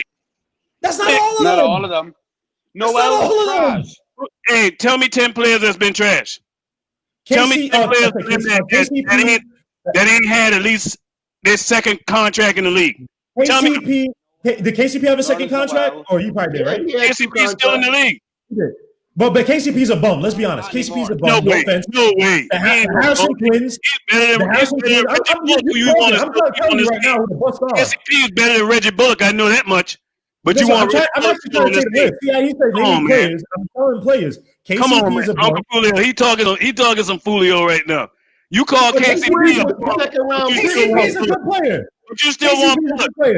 But you still want Bullock. Hey, let me get a poll of that and everybody in the chat. Who would you want? You know, Ron could be straight. Ron could be straight. Hey, Joe, come on, Joe. Who you want, KCP or Bullock? Hold on. Listen, I think the conversation is deeper than just, you know. I love you, Ron. You know how we go, man. It's a lot of things. It's a lot of things with the Knicks. You're thinking about the wrong player. At the end of the day, though, it's about this thing here, man. You know that? Michael Kidd Gilchrist. I said KCP. Michael Kidd Gilchrist. I'm sorry. You would call his name because we just cut him, though. Boy, you ain't right. You ain't right, boy. Hey, you would call his name because we gave him $50,000 in a brown bag. I said KCP's actually not bad at all. I meant Michael Kidd Gilchrist. Not bad. Hey, you gotta be careful. I said you. Let me let Josh go. Josh want to say something. My bad, Josh. No. I just was saying, with the Knicks, it's multi-layered. It's not just development. It's the right coach. It's the right GM. It's the right front office. It's everything. It's not just about. But again, Ron, we don't know yet. It's only been 3 games into this regime. Let's wait a little bit. Let's give it some time, and let's figure it out. There's still a lot to figure out. But what I can say is this talent definitely does need some more. I mean, this roster definitely needs some more talent. They're gonna fix it. I got faith in Leon Rose. I'm gonna tell you what Leon Rose have done that no other front office guy have done in my recent memory. What's that? He's shopping the $5. Being patient. Just like Jay Boogie. Shout out to Jay Boogie from Knicks Fan TV. Be calling in. And he said it. We got to be patient. And this is the first time that I don't worry about my front office doing something stupid because, we just need to go bring in players. They ain't doing that. They ain't rushing, man. They're gonna let this thing cook like a good pot of gumbo. You heard me from Louisiana. They're gonna let that thing cook, and they're gonna give Mitch a pot of it and say, "Hey, here you go, Mitch. Appreciate your work." I just think we shouldn't, like, everyone thinks that, you know, every trade that we make is necessarily going to be the Carmelo trade, or every trade that we make is necessarily going to be a bad. Hold on. But my thing is, everyone is so afraid to make trades and to make acquisitions happen. Like, everything is going to end up. Everything is going to. Yeah, you have to make the right trade. I agree with that. But people are afraid to do anything. No, I ain't afraid to do anything. You know what I want to do? My whole thing is, what I don't like is unnecessary trades. That's my whole thing. And I feel like often you talk about unnecessary trades, Josh. Yeah, because how is it unnecessary? Hey, look, this is one thing that's unnecessary. When somebody says that, okay, you don't want to develop players is not the only thing to run a team, but these be the same people talking about get this asset, trade him. So you restarting the whole puzzle all over again.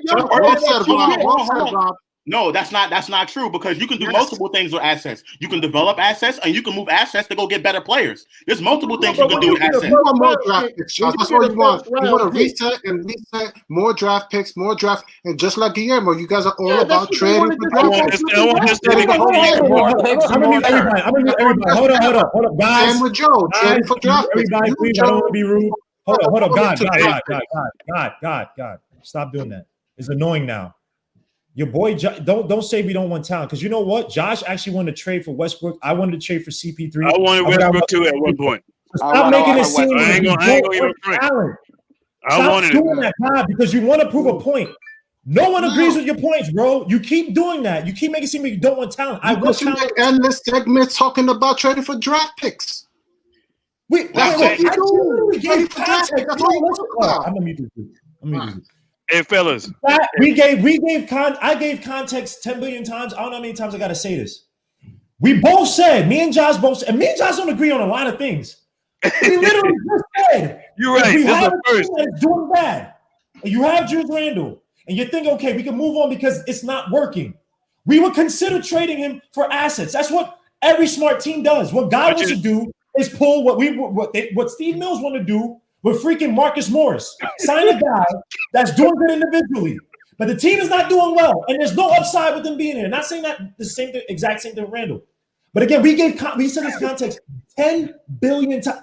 I'm the same guy that said if it didn't mean giving up the church and the house for CP3, I'm bringing him in. Me and Josh disagree with Westbrook, but Josh has said Westbrook. Josh has said many times on MBK, this team does not have talent. We need to bring talent here to win. So stop making it seem like we don't want to win. There's a certain way that we want to win, and it's not saying just bring this talent, bring this talent, bring this talent.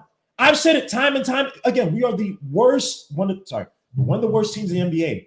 It's going to be very. I like Julius Randle. I've been defending Julius Randle on multiple. Randle is 20.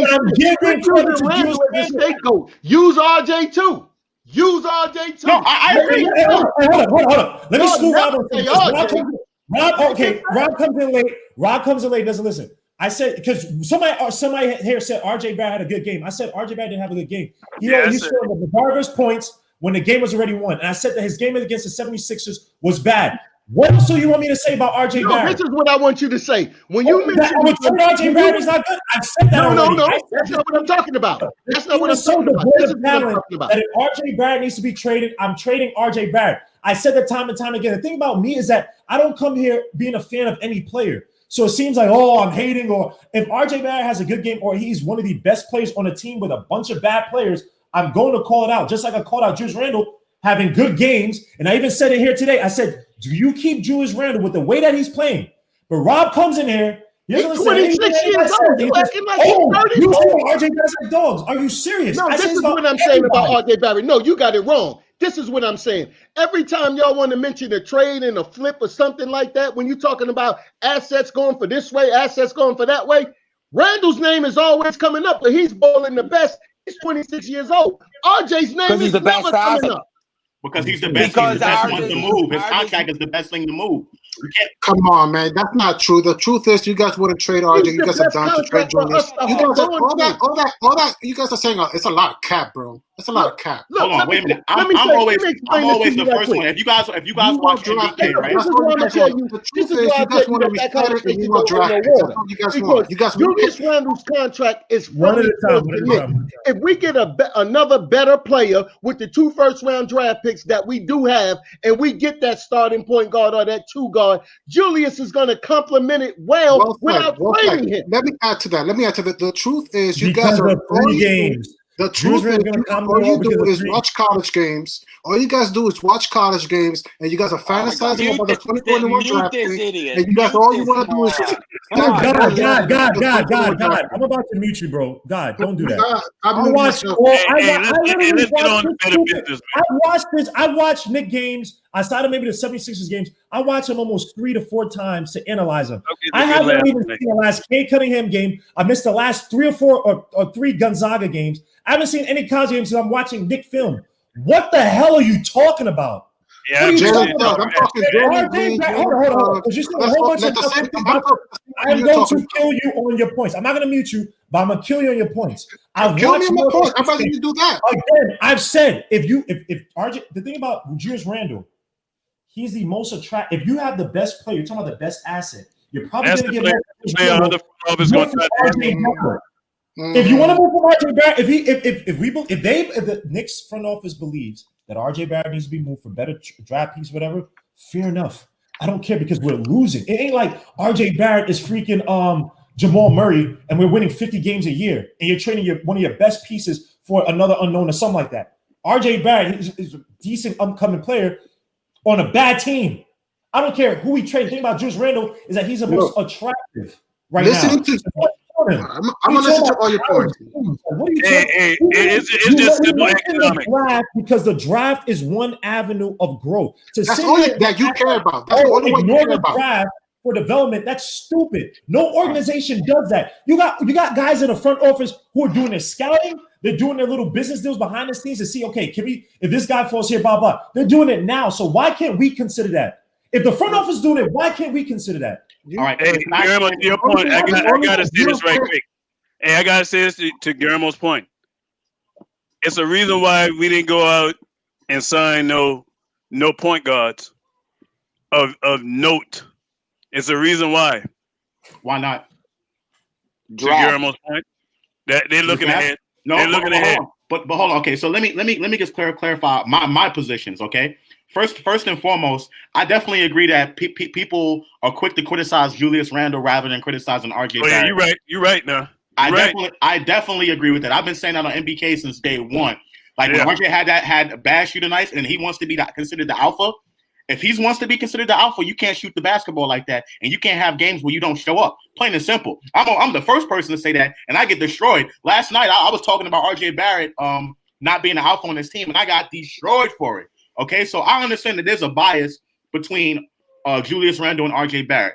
I totally get that. RJ Barrett is the golden child that was drafted by the Knicks, and that's normally how it goes in most organizations. Right. Second thing that I want to talk about in regards to Randle, to Guillermo's point, if the Knicks are winning and they're in a position, and say they win 30, 35 games, and they're in a position some way somehow to compete for a playoff spot, you don't want to give up Julius Randle at that point because you're competing for a playoff spot, right? And now more than ever, I think the Knicks kind of lost some leverage because Giannis is off the board, and the free agent class that a lot of teams were saving money for is not the same free agent class. So teams are not going to be really eager to take on Julius Randle and cut his money off the books. So the market is going to be very slim for Julius Randle from that standpoint, okay? The third thing that I want to say is, as far as assets, there's multiple ways to skin the cat. You can win multiple ways. You can be aggressive in free agency and build your team with a bunch of free agents. You can build through the draft, or you can do both. I want to do both of them. I want to do both. How? I got a question for you. Why would you go to New York when New York fans are nothing but dying to trade you for another draft pick for the 2023 draft? All right. Let me get to the last question for tonight because he's going berserker mode now. But it's true. It's the truth. No, it's not. No, it's not. Let me ask you. No, it's not, because if you come to New York, if you come to New York if you come to New York and kill, New York is one of the places that. Well, he's killing. Julius Randle is killing, and he's not killing because again, the team is not doing well. If the team is not doing well, they're not going to praise you. Do you know New York sports? If you come to New York and you don't win, they're not going to praise you. Versus if you come to New York and you don't even have to be that good of a player and you make contributions, they're going to praise you if that team is winning. Do you understand? You just want draft picks. Why don't you just say, look, I just care about the draft. That's all I care about. I'd rather you just say, listen, all I care about is drafting players. If we could sign a free agent. So guys, let me ask you a final question. Okay. It's about 11:11. I want you guys to have some energy for Lawrence Tears. Please, first and foremost, guys, please subscribe to Man. It's the Knicks. Subscribe to my dude Ronald Cleveland show, man. I'm gonna post in the chat, so there's no excuse because some of y'all be bumming it. Y'all be bumming on support, man. Ron is at 1,000, man, but I want you guys to go and support. Also, please, guys, again, Sim has been blocked because of trolls. Again? Subscribe to the channel, so he keeps you guys abreast of everything. He's on Twitter, he's on Twitch, he's on Facebook, and he's on sportscaster. So please, guys, go subscribe to those channels, man. I was in the chat today, bro. It was only 56 people watching. I think maybe a little more. This dude will have 1,000 people watching for his YouTube. Sportscaster, it doesn't ask for money. It doesn't do any of that stuff, man. So please go subscribe to Sim's channel, Nothing But Knicks. Go subscribe to Lawrence Tears. I'll be there at 11:30 because I don't got work tomorrow. So I'll be there fighting with Rob because Rob only came here to fight me. And by the way, Stephen Fox said Rob is wearing his hat like Adebisi from Oz. I don't know if you guys remember Oz. Yeah, Adebisi, boy. Stephen Fox is a clown, man. Stephen Fox tries to act like he's this freaking this very distinguished guy. This guy's a clown, man. Don't let Stephen Fox catch you with the jokes, man. But last question before you head out. Give me your predictions. I'm gonna come to you, God, because I know God's pissed, but I'm gonna come to you first, Ralph. Give me your predictions tomorrow for Cleveland Cavaliers, how we're gonna play them. And let me ask this, game plan wise, how do we contain Garland, Sexton, and Drummond? Drummond's going to do whatever he wants. Isaac Okoro, if he plays, he's going to do damage too. You guys don't like their power forwards. I like that they can space the floor. I expect big numbers from either Kevin Love or Larry Nance. Darius Garland is a great point guard. They got a great starting five. So I hope the Knicks, if they lose, I hope it's about 10 points or less. And if they win, I'll be happy with that. Okay. Let me go to Rob. Rob hasn't said a lot or said much for a while. Oh yeah, I say that the Knicks should do this. It's one thing that I noticed in these 3 games that we played. We rarely double team. That just seems like Phibbs is figuring out what everybody's defensive strengths are right now because they rarely double team a lot of the games, and they've been playing against big guys. So I'm looking tomorrow for them to double team down there in the post and pressure their guards. They're gonna put. I think Frank is gonna have a big game on the defensive side. Pressure those guards because the guards are small and give them back that work on the other end because they. Let me ask you this on that because what we did yesterday against Giannis was smart, right? Crowd the paint, force him to get out to the shoes. Now the Cavaliers, and I say that these guys don't turn, but Sexton can shoot the 3. Garland for the season so far has been shooting well from the 3. Chetty Osman has also been contributing. Do you think that when we run into teams that can hit us from the perimeter, that double team might hurt, that you might have to ask a little bit more from guys like Nerlens Wells, Mitch to defend a Drummond on an island versus double team them? Well, not really, because if the guards on the defensive end can stop penetration, that's going to limit some of the work and the pressures that's down there on the post. So that's what I'm looking for, a more closer of a defensive effort from the guards. It's going to be more important than anything else going on down there because at the end of the day, Drummond going to get some rebounds, but it's not like he's going to get 40 points and 20 rebounds. Right. He's not that type of player. So if we play it like that, I think that's our best bet to win the game. Make Garland shooting bad from under 42% from the field, and Sexton the same way, and one of them in the 30s. I think if we control them guards, we're gonna win the game easy. Okay, fair enough. Let me get to Joe with the ugly jersey. Team couldn't even beat Aston Villa today, but let me get to Joe with his second-rate soccer team. How you doing, Joe? Give me your thoughts on second-rate. When was the last time you got? When was the last? Second rate. Hey, it's a basketball show. Can we just get to the basketball, Joe? Why are you doing this, bro? Let's get to basketball, man. All right. I'm not worried about the Cavs. The Cavs struggle to beat the Hornets. It took them all overtime to beat the Pacers or the Pistons, and they done well yesterday. But it was Philly after a doubleheader without Joe and Embiid. I think their guards don't play defense, so that's going to be an advantage because we've been able to score the ball. Just do the same we done yesterday. Try and clog the paint and make them shoot. Isaac Okoro and Kevin Love are both out. Plus, it wouldn't the fact that Isaac Okoro playing anyway because I'm not really high on him. The game against the Pistons, he played 42 minutes. He had 3 rebounds, 0 assists, 0 points. So he, to me, doesn't look like anything that's gonna really do any damage. But he's not playing, so he's out with an ankle sprain, and then Kevin Love is out. So they're gonna really have to rely on their guard playing on Drummond. So if we can keep Drummond quiet a little bit and with their guards. I think just make their guards shoot. Do the same game plan as in Milwaukee. Let because they're not efficient, their guards. So we just need to score the ball. I think once we get scoring, we should win the game because they don't play defense. So all right, cool. Knicks should win. Knicks by 10, I think. By 10? Okay. And we playing at home, right? No way. 4 game road. May as well be at home. Ain't no fans in the stand. Yeah. Let me get to Josh. Did you go yet? No, I didn't. So I like I said earlier on and Nothing But Knicks. Out of the next 3 games, I expect the Knicks to go 1-2, and I think the most winnable game will be Toronto because I think out of all 3 of those teams, Toronto has less talent than the other 2. But they have a championship pedigree. So I'm not discounting that at all. They have to, still have a championship coach, and they still have Kyle Lowry, who's a good leader and all of that. But I think our guards can match up well against those guys. They got tomorrow, guys like. Did you forget OG Anunoby? I mean, they got. Yeah, no. They have talent. I'm saying relatively compared to the other 2 teams, I feel like we have a better chance against those guys than we do Indiana and Cleveland. Okay. Now, in regards to Cleveland specifically. I said it at the beginning of the season. The biggest weakness for the Knicks is going to be our guard play, right? Can our guards be able to keep up with the rest of the guards in the Eastern Conference? And Cleveland has one of the best backcourts in basketball with these 2 kids out there. Okay, they're not that good, Josh. They're not that good. Now, come on, now. You jump in the fence. They not Sexton and Garland aren't that good. Garland is not there. Well, You're talking about their defense. A 3-year player. Let me say for the season so far, Sexton is averaging 27 points.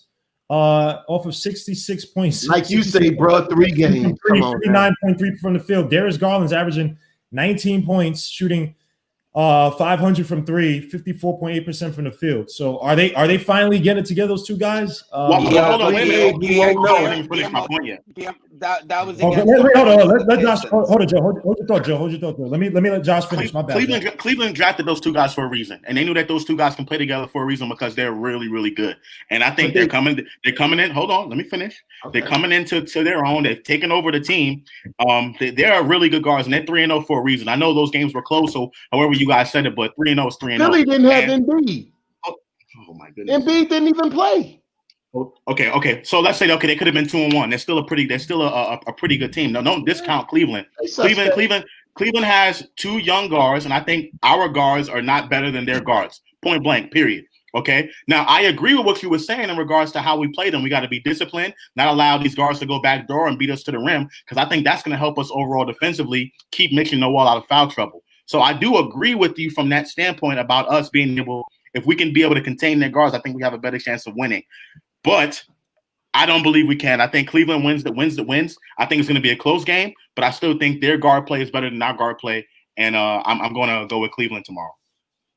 Okay, let me get to Ron. Ron in the trenches with his pea shooter, talking about taking down freaking jet fighters and Panzer tanks. I only carried automatic weapons, man. 1,000 rounds a minute. M249 saw. Woo! 50 cal?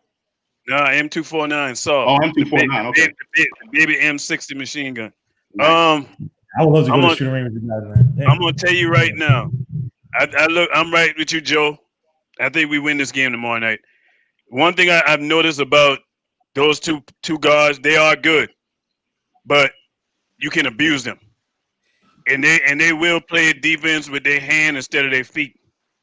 If you get my drift, them boys are not good defenders, so we gonna give them a problem. And I think Ron, hold your point real quick. So good and the bad news, right? Last time we played them in the preseason, we got those boys again in the foul trouble, especially Colin Sexton. The bad news, the person who did it the most, he's out. Emmanuel quickly. Yeah, he was a problem for him. But I'm gonna tell you, what I'm looking for tomorrow is to see what Mitch learned from them 2 games that he played against Drummond. To get out of, if Mitch can stay out of foul trouble tomorrow night, we win this game. I think he's gonna be key. Got a quick stat that you guys don't know: the Knicks are last in the league in points in the paint. Opponents' points in the paint. Opponents' points in the paint. Yeah, opponents on scoring on us. We're last in the league. Hold on. Well, and that has a lot to do with the guards, like you were saying, Rob. That has a lot to do with the guards being able to penetrate. Yeah. It's not. I'm not knocking. Mitch and all of them as far as how they've been playing. They've been getting abused in the paint as well. But it's been mostly the guards getting to the paint. It's been mostly the guards getting into the paint. The other way around. My bad. Us leaving our feet and allowing guys to go back door. So we are last in the league in points in the paint. Let me just throw that out. Well, I think we played the better set of guards these 3 games, and they're not up. They're not up to the set of guards we've been playing. So I think the Knicks is going to do pretty well against Sexton and them because they undersized to me. And I think that they'll be able to keep them in front of them and dominate them. We'll see. I just wish we had Quickly because Quickly that one game was, I mean, he couldn't get past Sexton like that for most of the plays, but he knew how to play on Sexton's over-aggression. And we need, if Payne could take a book for him, look, I don't need 27 points from Payne. I just need smart point guard play. You know what I'm saying? So, look, guys, I want you guys to head over to Lawrence Tears after this, man. I thank you guys for all coming. Someone has like a double thing going on. Suto, you guys coming? Suto, Rob. Rob always wants to come in and kill me, man. Salute to Ron and Nick. I gave you a break. I always joke with you, Rob. But this dude Rob comes in the first I say, yo, Rob, what's up? He's like, yeah. But yo, you know that thing you said? I'm like, oh. Because I was in the car when I was listening to you. I was on the way home from work. This is the first time I've seen Rob smile, and I don't know how many months. Rob came in the first time. Rob was, yo, what's good, G? Yo, remember that thing you said? Yo, what the? I'm like, yo, what did I do to Rob? Hey, Guillermo, I forgot another piece to that thing, man. I forgot another piece that I wanted to say, man. I think really that win last night is going to really do wonders for these young fellas, man. I think the whole morale, you know what I mean? I just think that they finally saw, okay, this is what the coaches have been telling us in practice, how to play the game. And we paid attention. We did what they asked us to do, and this is the result. Of course, every game ain't going to look like that. But if they can just play defense for 48 minutes, we got a chance every night. Ron, see, this is why that game last night, I was happy, right? I want to see a game where the Knicks adapt and they come back from a deficit. I'm talking about a late deficit. I'm talking about 10 points, start of the fourth quarter, right? And they find whether it be that really tells a lot. I don't want to see like how we did with the Pacers, where we went away from Randall. Now, granted, he got into foul trouble, right? But I want to show that Obi could come in. He's a rookie. I'm not getting on Obi. I'm just saying I want a player to come in and be able to pass from the pinch post or from the strong side post, where it be where we can run plays to get guys open buckets, right? Where it may not be a game where it's talent versus talent, but we're making key stops, right? Where if it's a 5-point lead like it was in the Pacers, Oladipo doesn't come down and hit a 3. Now it's an 8-point lead, we lose a game. Versus it's a 5-point lead, we get a stop and we get another 2-point. Right here, it's 3-point game now. Now it's a 2-point, it's a 1-point game. You know what I mean? I want to see this team's grit, right? And that's leadership. Yeah. It comes from think about this, right? We have a weird team, right? Where I think RJ was set up to be the leader, right? But Randall right now is the most productive player, right? But is he the vocal leader? Is he the guy who's going to get people in position? You know what I mean? Is he barking out and do people respect him? I saw him yell at Mitch the other night. I was shocked. Right. Them boys was arguing. I was like, and the thing about I also saw Tom Thibodeau, and Tom Thibodeau, he's a coach, right? He's going to coach. I saw him coach on the sideline when he told Knox. I've seen him tell other people too to get your hands off the guy. He's like, scream, get your hands off the guy, because he was trying to guard Chris Middleton. So look, it all depends, man. It's gonna be interesting. But yo, guys, look, I gotta be out because I want to be on Lawrence Tears. I'll be covering the game tomorrow, and Joe's not here, but I'll most likely be covering the Manchester United game tomorrow. So if you're a soccer fan, come on here because I don't got work for this week, so I'm good to do absolutely nothing for the rest of the week. So I'll be here just talking trash. I also want to have a Knicks show tomorrow, maybe around like 1, because I want to have Chuck B here. Chuck B. Yeah, where he's at? And I wanted to have Chuck B so you guys can slaughter him because I already slaughtered him, so it's not funny anymore. All that talk he had, he's another one. He has work. I give it. He works late at night, but Chuck B is talking too much trash. So I'm gonna set up some questions on Twitter one night. I ain't seen him since. That's what I'm saying. Yo, Chuck, yo, bro. Even Rob is saying he has a milk cart and saying, "Where is Chuck? Chuck, I'll have a show on tomorrow, like midday, noon, or whatever, so everybody can come and kill you." Because I'm tired of doing it. Ghetto intellect. I mean, if you want to do it, fine. Coach Color Blocks doesn't want. We're tired of doing it, man. It's like he been running faster than Jesse Owens, man. It's like, yeah, bro, you keep running for everybody, bro. It's like Antonio McDaniels when Iverson crossed him over twice. It's like, I don't want to. Come on, I'm still I crushing. think when you find DSJ, you're gonna find Chuck. They together. On that plane. And that's how we're gonna end it. So, guys, I appreciate you guys, man. I'm gonna see all the Blarn shit. Suit you guys, man. Guy Motor Elijah. I love you, bro. I'm not coming at you, man. But I had to control the show. I know God's gonna kill me if I ever see this dude. Josh, salute to you, man. This show, even though Josh is actually fine tonight, you know what I mean? But Josh is always a troll. Right. Please follow him on IG and Twitter at Uncle Fulio, man. Yo, my dude Rob Peace and Ron and Nick. Go to man. It's the Knicks. Great content. Always optimistic. That's my guy. He's unfortunately a Miami's Dolphins fan, so he's still messed up in the head. But we're gonna root for the Dolphins to lose anyway. Hey, Cameron, it's just for you, man. It's just for you. What is that? Oh my gosh! Look at this ugly cup. Who cares about this stupid cup, man? Anywho's, shoot you guys, man. Peace, and we see you tomorrow, man. Take that ugly cup out. Peace, Ron.